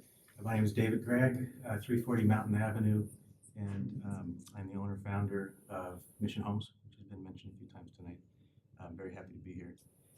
Mission Homes builds attainable, affordable, small, two-bedroom homes for first-time home buyers. We build starter homes. There's nobody else that I'm aware of in Larimer County who's committed to building starter homes like we are. We built 88 of these homes. We would love to have you come up and see them. We can host you in Prairie Star. We're very proud of that project. Since we were invited to build in Prairie Star, we have been making Herculean efforts to try to get included in other projects. No other project that's come before the town since Prairie Star has had the diversity of housing types that would allow us to be invited in to build. Just consider driving up and down the Berthoud Parkway corridor. To the south, you've got Rose Farm. Even further south, you've got the project with the big houses and the big lots. You've got Vantage, you've got TPC. All of these projects are sort of a monoculture of large lots and large homes. What is before you tonight is a developer that sees things very differently, that wants to leave a good legacy, has a heart for affordability and attainability. In fact, you may not even know, and he'd be too humble to tell you, but a very successful big project in Longmont that he did included a homeless veterans tiny house village. That's the heart of the developer that's before you tonight.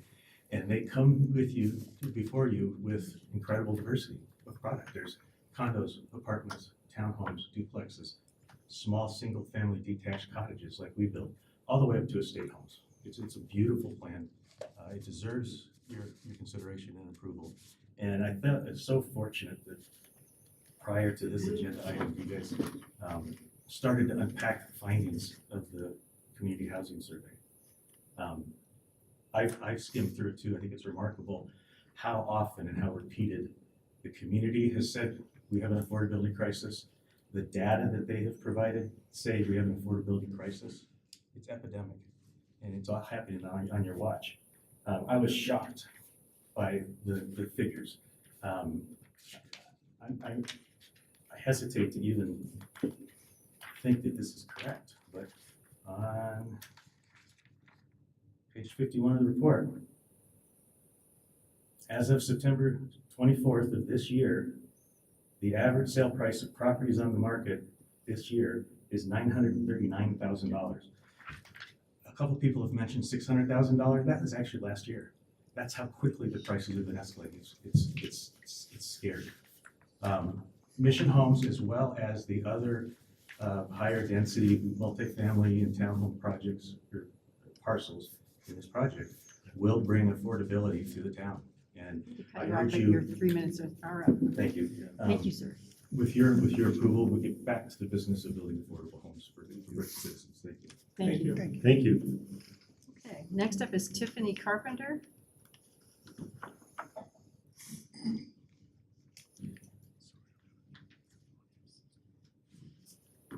Hello, 2663 Diamondback Drive, Tiffany Carpenter. I did not come as prepared as everyone else, so I'm just going to speak from my heart. I got to buy the 85th house that David Gregg was just speaking about, and it was at a time in my life that I never imagined buying a house as a single female. And when I was faced with that situation, I started looking out at different options that I have for housing. Let me back up a little bit. I've lived in Berthoud since 1999. All 4 of my daughters went to school throughout kindergarten through graduation at Berthoud High School. They're all young adults. They're all in a stage of their life that they would like to attain the American dream of owning a home. And what Mission Homes did for me showed then that the possibility is there. And it gave me the ability to stay in a community that's home to me, that I own a business in, that would have otherwise taken me away. And I'm really thankful for developments like this that think on a larger scope, that make housing more attainable for more people. And I love Berthoud, and I want to see it keep, 1, bringing people in from the outside, but 2, sustaining the heart that this community is. Thank you. Thank you. Thank you. Thank you. Okay, next up is John Terrell. Thank you, everyone. My name is John Terrell, 1621 Mountain Avenue. I owned a little boat shop on the corner of town. I want to just echo everybody's sentiments here. I think this is a wonderful idea, this neighborhood. I think we need more trails, more restaurants, more affordable housing. The only concern that I have is that Meadowlark area right there. I think a few of you already kind of brought it up. You plan on putting a light there, maybe another light a quarter mile up the street. My concern is at one point, my business had a right turn and a left turn entrance. They took the left turn away, so now I only have a right turn. Now you're considering putting a light there. At Meadowlark and maybe a right-hand turn, there's not much room. If you look at the front, the north side of my property, there's ruts. People, I mean, every day run it over, try to merge there. So I'm just kind of wondering how it's going to affect me. People already trying to get in there in that very short area, you're putting a light. I don't know if there's, you're putting a right-hand turn there by the liquor store onto Meadowlark. I need to have some other access perhaps right there by the liquor store, I'm not sure, but I'm really concerned about how it's going to affect people trying to get into my business. I already have customers telling me it's pretty hard enough to get in there. That's my only concern. I think this is a wonderful idea. Berthoud needs it. I love the walking trails, the idea of affordable housing. I think it's wonderful. There's a reason why everybody wants to be in Berthoud, because it's spectacular. And I just want to continue to be part of this neighborhood, and I just don't want to be squeezed out. I need to operate my business there, and there's quite a bit of accidents already on that intersection. I think we all know that. I think something has to be done there to make sure people are safe and comfortable getting in and out of there. Thank you. Thank Okay, you. thank you. All right, anyone else? If not, I'm going to close the public hearing. There is somebody online. Oh, okay. And Todd Duval, let me unmute him. Todd, if you can hear us, you will need to unmute your microphone.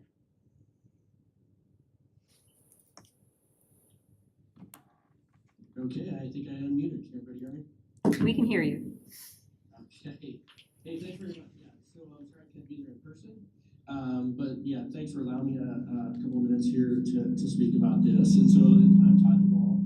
I'm at 317 Canyonlands here in the heart of Berthoud.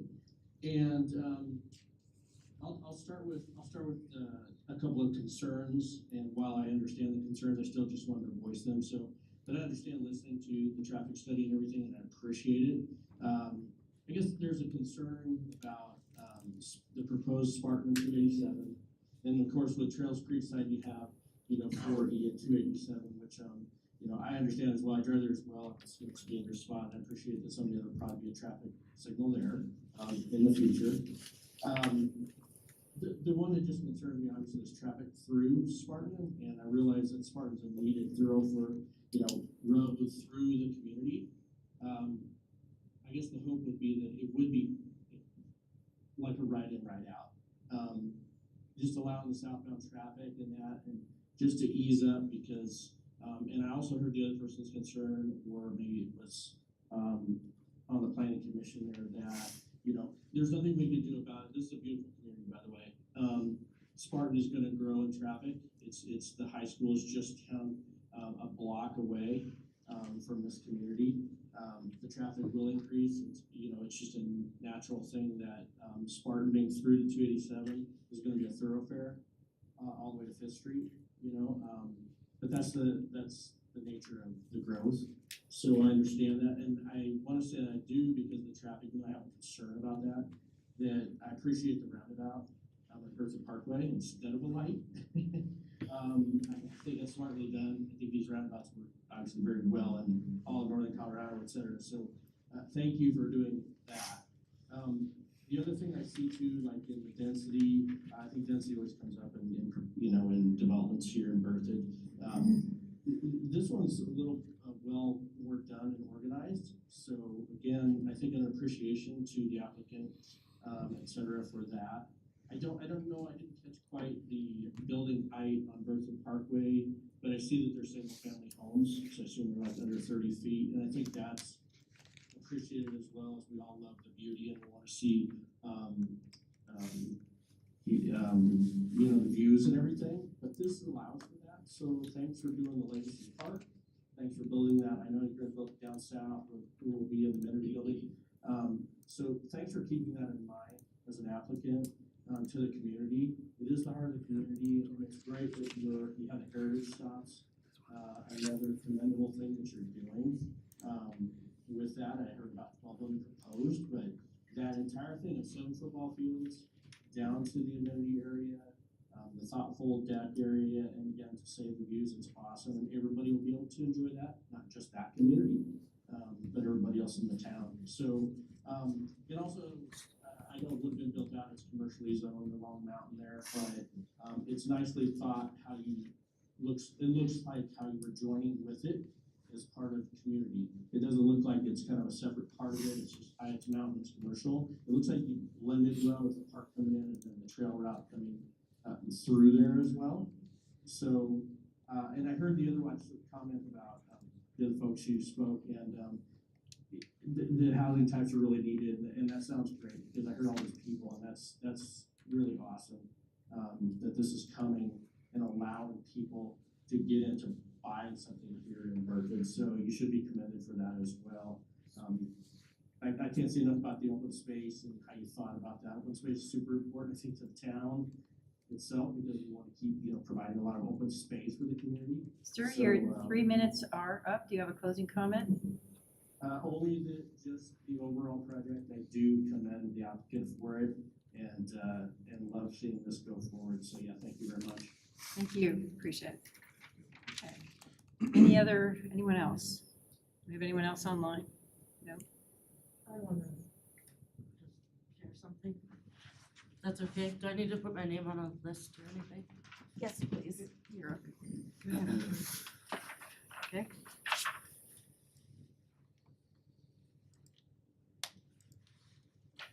My name is Amy Barnard. I live at 400 Cheyenne Drive, close by.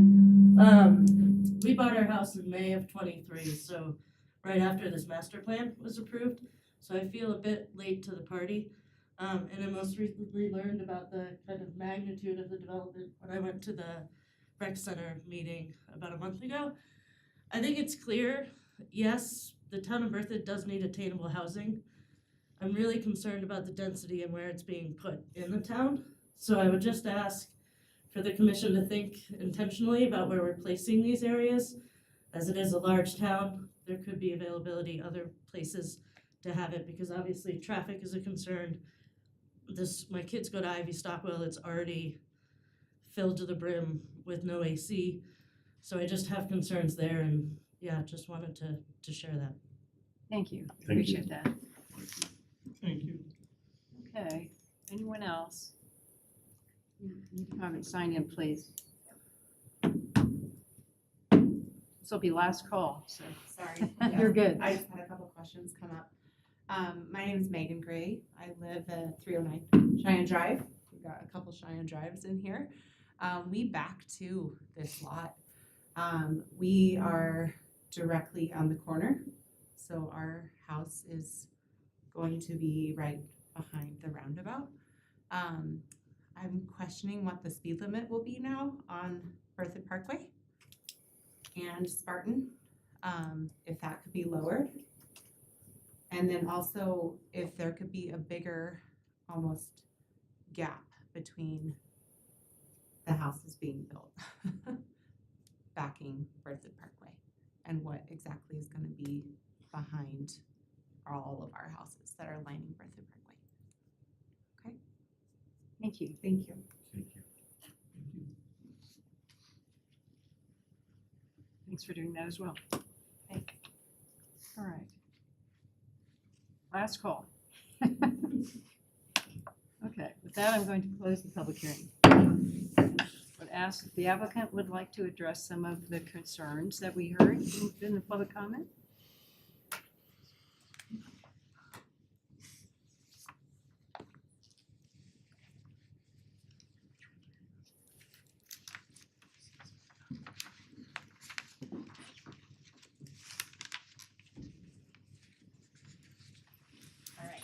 Probably gonna have quite a few of us come up to talk to you. So first I just wanna say I appreciate everybody's comments, both the concerns and the folks that showed up in support, and just in general. I do a lot of these public meetings, and I don't see a lot of people that show up in support of projects. I think in general it's easier to stay home if you agree with a project than take the time to come into a meeting and share those comments. So I just wanted to thank everybody who did come out, again, both the concerns and the support, but it's something that we don't see a lot, because I think it's easier to say, yeah, I have no concerns with that, I'll stay home tonight. So it was nice to see that this evening. So there were just a couple of things here that I think that we can help address. There were some comments about what the building heights will be along Berthoud Parkway, and throughout the community, they will meet whatever the building product is will meet the code requirement. So if there is a 2-story limit for residential, then it will be a 2-story limit. And I can't remember it off the top of my head if it's an actual height or if it's a number of stories. We haven't gotten to that piece of it, but we're not proposing any deviation. So all of the residential that will be built will meet the code. There were some questions about potentially having a bigger buffer along Berthoud Parkway. So we actually have a pretty significant buffer along the parkway right now. We have a large right of way, and then we also have a pretty significantly sized landscape buffer before you even get to the housing on the Legacy Park portion of the property. So just as a quick comparison between residents who live on the east side of the road and residents that will live on the west side of the road, it depends exactly where you are along Berthoud Parkway, but the distance from the back of curb to the lot line on the Legacy Park side will be anywhere from double to 4 times the buffer that is currently on the east side of the property. So if that helps just kind of provide an idea of the buffer that's being proposed as part of this subdivision, it is significant and it is larger than what our neighbors to the east have, which will help that feeling of just creating some openness between the subdivisions. Do you want to talk speed limit? Do you want to talk speed limit? Town should talk speed limit. Do you want to talk speed limit? I'll ask staff to address that. Well, I'm not going to talk about the speed limit. So I think there have been some conversations about if it is possible to reduce the speed limit. Nothing has been finalized. It's all something that's in process. And that's really all that I can say to that right now. But we understand that there's a desire for that. Were you going to address Mr. Terrell's comments about where his business is, which is Yeah. right on Meadowlark, I believe? Yeah, I think, as far as speed limit goes, I think, the traffic circle acts as a traffic calming, so that traffic circle will help on the speed limit. If you got a green light, you can go like a shotgun down Berthoud Parkway. That, traffic circle there at Spartan and Berthoud Parkway is always there, so you're gonna have to slow down there, so that'll act as a traffic calming, as far as the speed limit goes, but really, the town controls the speed limit.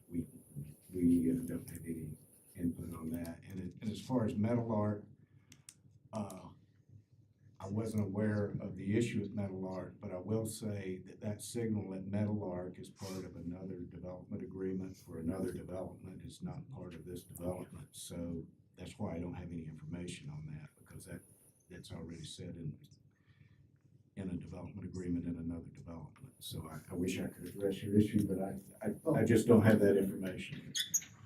I noticed that you have a right-hand turn that you're gonna put there on Meadowlark, correct? Can you address the commission? I'm Your sorry. public comment's already been. So, I mean, I can show you on the map there. Well, you know. why not, we can't, at this point, we've already finished the public hearing. So if you all want to talk about that together outside, that's appropriate. If that's what you want to do later. Sure, okay, we'll do that. Thank you.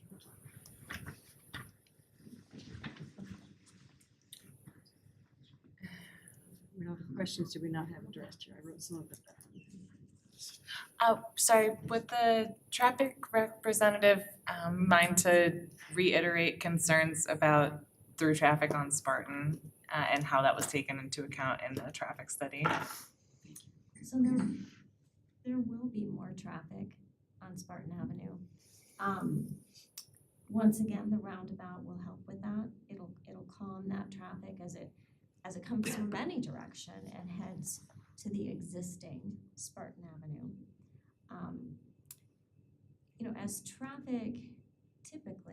traffic increases on roadways, it does tend to slow people down as there's more traffic.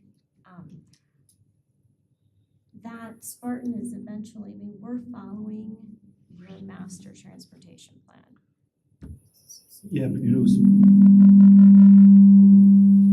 so the Spartan today is a school street, okay? Yes.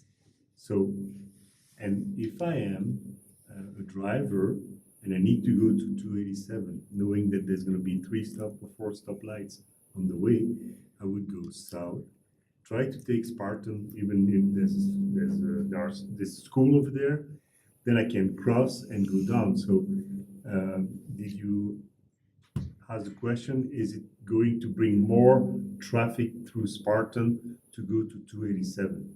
Because, I mean, if I live, at that part of Berthoud, I would do Spartan more than Mountain Avenue. The whole reason your master transportation plan calls for Spartan to come and connect to 287 is as an alternative. You need another east-west road that serves.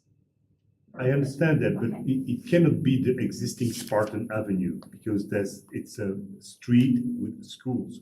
So in the beginning, forget about that. I mean, beginning of the day, sorry, in the morning when people go to work.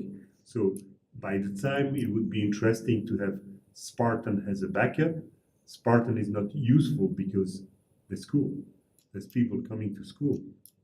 So then they have to, if they come from the east, they have to turn left on Berthoud Parkway, and then at the roundabout, go to Spartan to reach.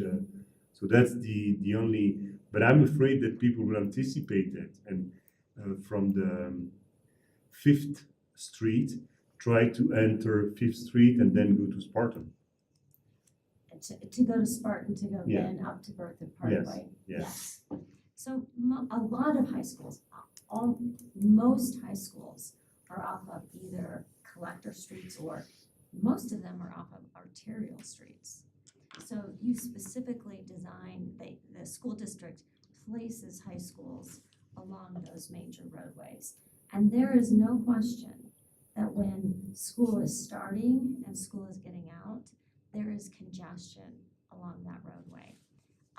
Some people will be driving that road and not remember that or not even know that. And they'll be slowed down because there'll be a lot of traffic coming into and out of the schools. And that's how it works everywhere. You know, you drive by any high school and it's like that. Now during the off-peak, you know, there's some movement at high schools, there's some in and out, but it's much diminished during that time period. And it's usually the morning time period where there's the most congestion and it crosses over with the AM peak hour. But the PM peak hour is typically later because school gets out a little bit earlier than most people are coming to and from work. So, I see all of that as a good thing because when there's students there, everybody's gonna have to slow down, okay? And when the students aren't there and there's not as much activity, then people will, drive along that roadway in a normal fashion. I know, I was the traffic engineer for the city of Fort Collins for a number of years. And, you'll be doing, your engineers will be doing studies of these as traffic changes, right? As that connection to 287 is made. You'll be reevaluating these roads all the time to see if you need some more traffic calming. Maybe you need some, flashers and some crosswalks. So that's always something that's evaluated as cities change and as roads and the demand on those roads change. Did that answer your question? Yeah, thank you. And did I answer yours? Yes, thank you. Okay, were there any other questions that we wanted to ask the applicant at this point? No? No more questions. Thank you very much. Okay. Thank you. So we're now at the portion of the meeting where commissioners, we will deliberate. What I'd like to do to begin our deliberation is to ask staff to put the criteria back on the screen. Yep. So we can discuss those individually. Bear with me. Yeah, let's go through. So for the audience, what we were doing is asking staff to put on the screen the code criteria for approval or disapproval of a preliminary plat, which is what we're reviewing this evening. So we'll go through each one of those. And I do have a couple of questions for staff before we proceed. Okay, go ahead. So the building height for single family homes, is there a code requirement for that? There is. So dependent upon the zone district and then what Kristen said, the housing type or the product type. But generally when I'm looking at the code now. So in the suburban residential zone district, which is the single family detached that we're focusing on currently, the maximum height is 30 feet. So that's your average height of a two-story residential building, and that includes the peak of the roof. And it looks pretty consistent as well for residential in the urban residential standards for those housing types. However, I believe when we get to apartments and condos, that height does increase in the urban residential to 40 feet. And then commercial is also different. In the urban, somewhere, bear with me 1 second. In the urban commercial, so that would be adjacent to Mountain Avenue. The maximum per the development code in the urban commercial zone district would be 40 for a mixed use building and 30 for commercial only. However, that portion of the property is also in the Mountain Avenue overlay. And I believe there are, without looking, and you would have to bear with me while I pull up that document, it may be slightly different from what this allows. Sure. So. Okay, thank you for that. And I think the other question I had was around the town's procedure around speed limits. I don't know the speed limit on Spartan, maybe 45 in that area. Is there anyone that can speak to how that might change? I assume the roundabout would probably be 15 or 20 miles an hour, and between the design that we haven't really seen, because we've only seen kind of the overlay of the neighborhood plan, as that design gets finalized through this preliminary plat, an appropriate speed limit will be designated. So they will have new speed limit signs, and we will work with them through this preliminary plat process to finalize that before the final plat happens. And is that something you have to do in coordination with CDOT, or is that something the town can do unilaterally?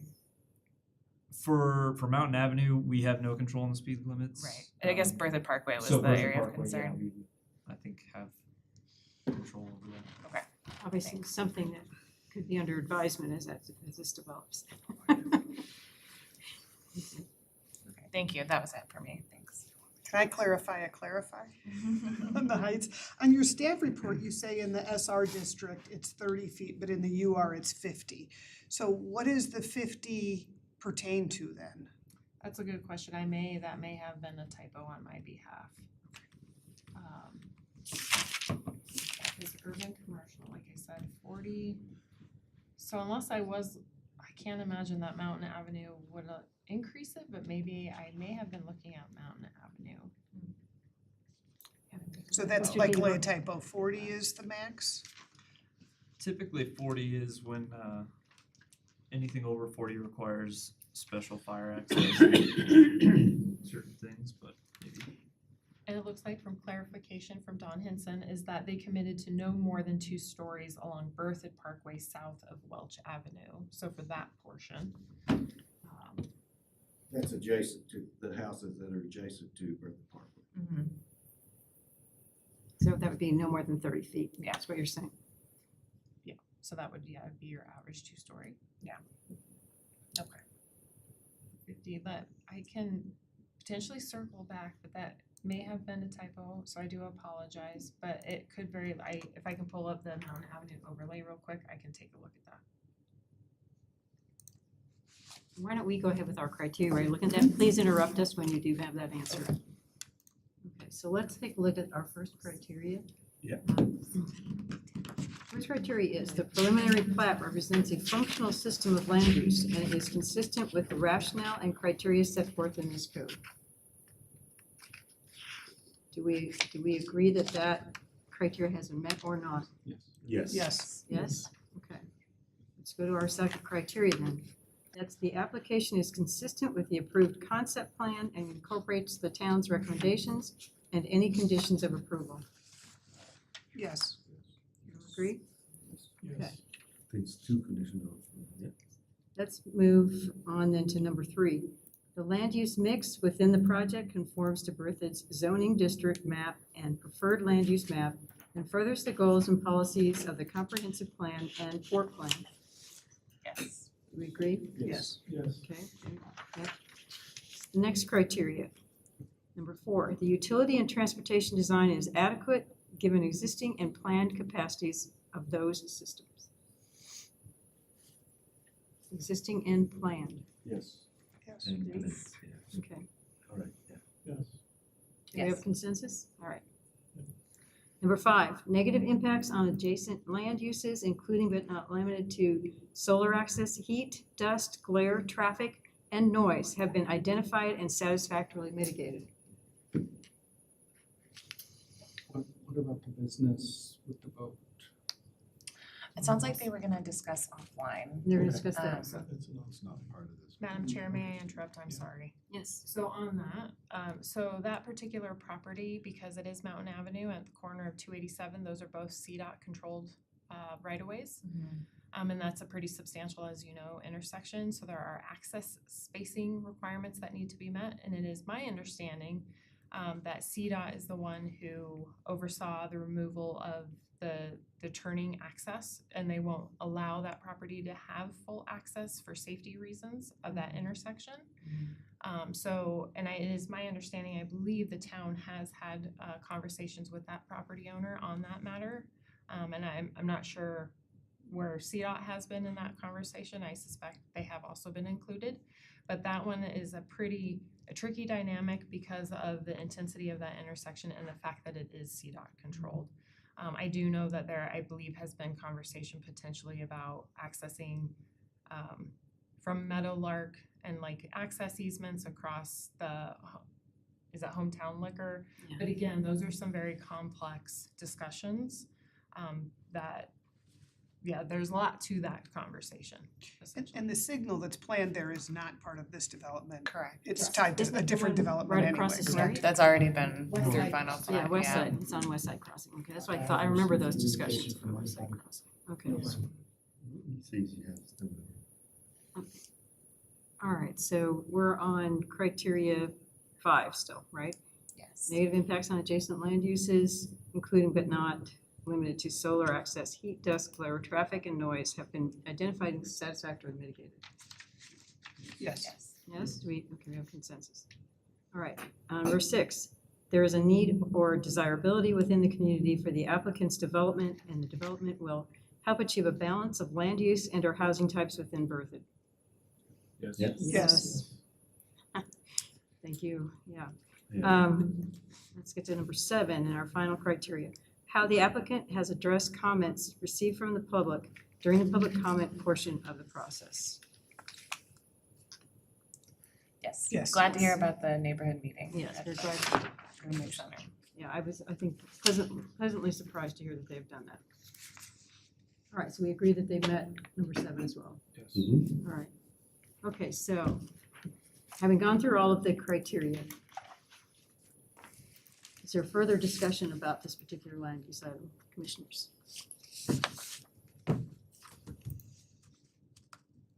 No? With that, then I would entertain a motion. Madam Chair, before you make a motion, I can provide clarification on the height. Please. That was a typo on my part, so I apologize. The maximum height for the Mountain Avenue overlay in the Berthoud West Character District is 40 feet or 3 stories. Okay. I do apologize. Thank you. Just put that in there to see if we actually read that. Yeah, There you go. You passed the test. Did you say you'd entertain a motion, Madam Chair? I would entertain a motion. All right, I move to recommend approval of the Legacy Park preliminary plat to the Board of Trustees. Plan Commission's findings are based on the criteria for approval found in section 30-6-107 of the municipal code, and along with the findings in the attached staff report. 2 conditions of approval shall be added to this motion as follows. 1, the applicant shall address the remaining comment received by the Little Thompson Water District regarding a small error that does not impact the scope nor design of the project at the final plat submittal. And 2, the applicant shall address the remaining comment received by the baseline engineering surveyor regarding minor technical errors at the final plat submittal. Commissioner Sigmund made a motion. Is there a second? Second, yeah. Commissioner Hoffman seconds the motion. I would ask staff to please call the roll. Chair Anderson, Yes. Vice Chair Smith, Yes. Commissioner Semadalis, Yes. Commissioner Hoffman, Yes. Commissioner Brody, Yes. Commissioner Pond, Yes. and Commissioner Sigmund. Yes. Motion is unanimous. Thank you. Okay, so on to the next thing on our agenda, and that would be if there are any staff reports. Yes, I would like to thank Corporal John Whitmire, Yes, ma'am. who was present this evening. Thank you very much for being here. Thank you. Thank you. I do have a question to ask you, point of clarification for minutes here that we're also trying to do. Who made the motion and seconded for approval of the Planning Commission minutes from October 24th? I'm sorry, I did not catch that this evening. Do you remember who made the motion to approve the minutes? I think it was Nick. I think it was Today? Commissioner Semadalis, and I think Commissioner Hoffman seconded. Okay, thank you very I much. recall. I apologize for that. The next meeting of the Planning Commission, you will not meet on January 9th. There are no land use hearings ready. If you wouldn't mind taking your conversation out, thank you very much. Heirs will be back on February 13th for the Housing Steering Committee. You can look forward to an invite regarding that.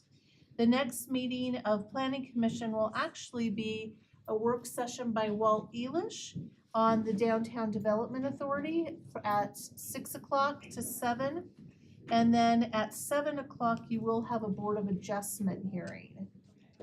On the What day, 13th? what was the day of that? On the 23rd Of, January. So we will have a January 23rd meeting. Yeah, so only one meeting in January on the 9th. And then the other one is a Board of Adjustment on the 23rd. right, so we have one on the 9th and one on the 23rd? Nothing on the 9th. Nothing on the 9th, Just okay. the 23rd. Excuse me, can you please close the door and step on out to have your conversation? Thank you.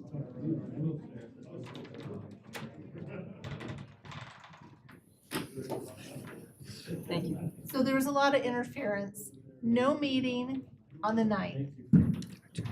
On the 23rd, there will be a work session to talk about the Downtown Development Authority by Walt Elish, the town's economic development manager or business development manager. That will be at 6 o'clock.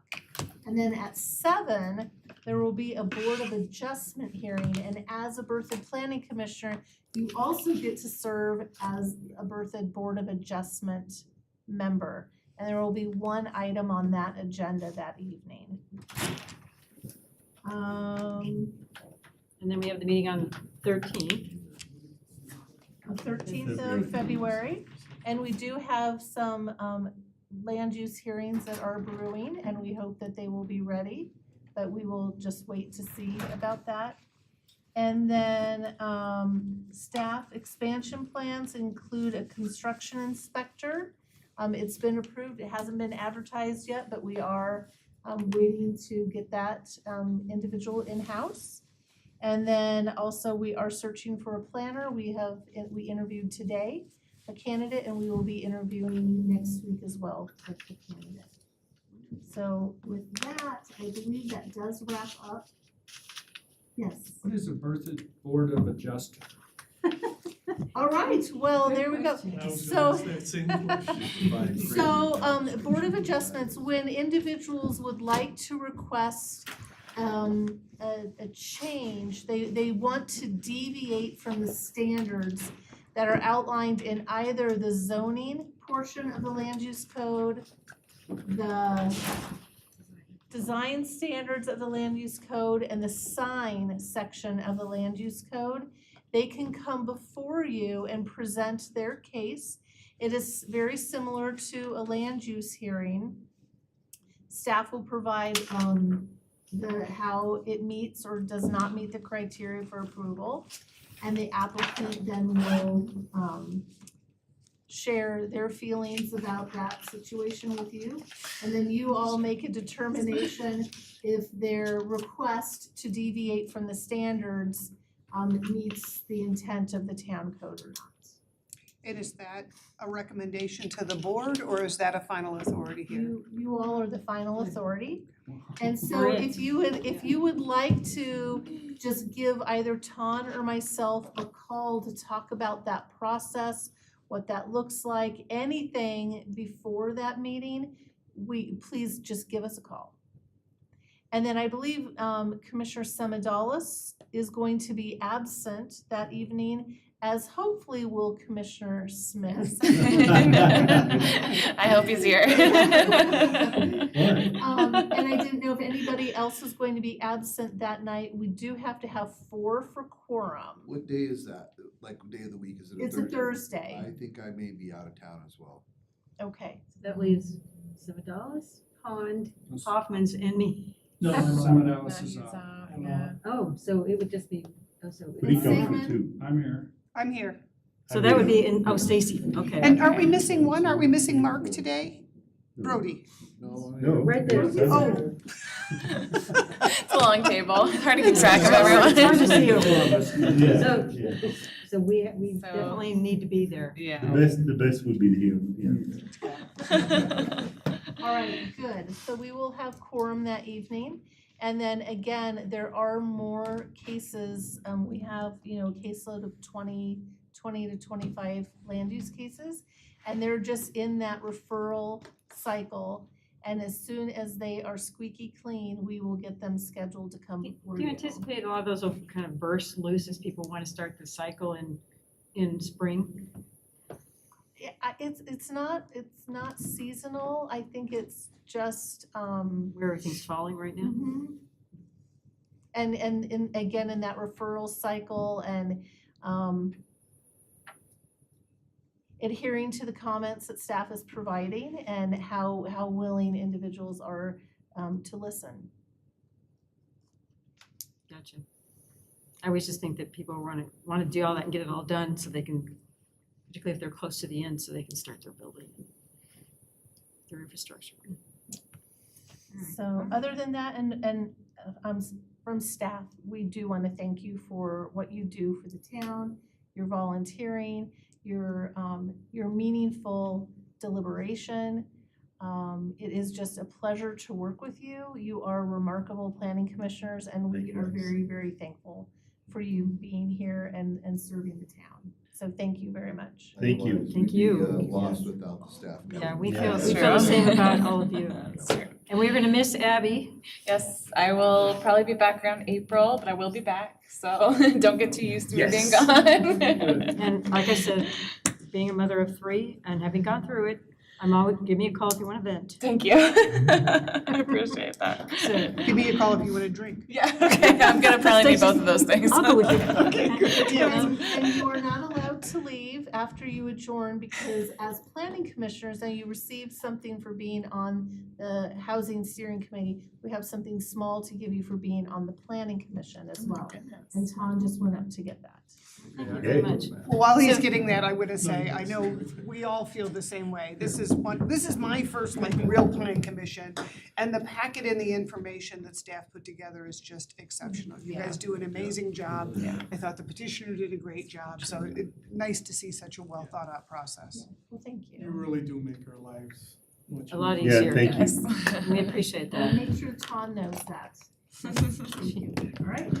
I'm just glad you're getting another planner and getting some help. So Yeah, it's exciting. that's great. All right, with this, I'm going to adjourn the meeting. We'll just wait for our gifts, right? Right? Yeah. All right, so with that, the meeting's adjourned. Thank you, commissioners. You're all so wonderful. Good vibes tonight, good energy. Karen, I have to let you know about, and I've already talked to Ken about it, I have been ordered back into Chicago for my job for all of February and all of March to do the budget. We're on a fiscal year that's May 1. So I did not know that when I signed up. They have a new village manager, and I thought, he has not ordered me back into Chicago once since he started in May 1st, and now I have to be there for 2 months. Oh, my. And still thinks, given what's going on, makes sense for me to stay with the planning commission. I wasn't sure what, I really enjoy it. Once I'm back, this is over as of May, So it's the last hurrah, but I feel terrible that I'm not gonna be able to make a series of these meetings, so. Well, I'll keep you up to date. Okay, and, but again, if my being gone is gonna interfere with the effectiveness of this organization, let me know. I'd very much like to continue with all of it, but I don't want to do it in a way that's affecting your guys' ability to get work done. Well, I appreciate your thoughtfulness. Yeah, think about it, again, I won't be offended if not, but I'd really like to stay with it, work out. And I would be happy to do it remotely, but I know that's kind of not an option right now. Though at least for the housing stuff, like I can hop on and at least listen to that kind of stuff remotely if that's okay. I know that won't necessarily count as a quorum for all of you. Don't worry. I'll figure that. Okay, thanks. Sorry. If I had enough. And hopefully that one, I'm on vacation, so hopefully Well, I have to say, nobody in their right mind has to spend. And Abby will get back. Yeah, I'm hoping you're back. I didn't know you were out till all the way till April. Yeah. I'm gonna be gone. Oh. February and March, I have to be back. Yeah, we'll see if I go stir crazy or not, I'm trying You to. can eat hour. Exactly, yeah, we'll see. Thank you guys so much, these are so sweet of you. Thank you, Tom. I love this. This is gonna be my new desk mug. How cute. I love that. I will use this every day. This is gonna be my new mug. I love How it. exciting. Thank you both. Perfect. Thank you. Happy holidays, everyone. Yes. Thank you. All right, I'll send baby updates. Oh, yeah, I want to have pictures. There will be pictures. Have a good Christmas, everybody. The peppermints are going to my horse. Take care. You will like that. Thank you very much. Lots of joy in the Thank you next very few much. weeks. Merry Keep us Christmas, posted, everybody. please. Merry Christmas.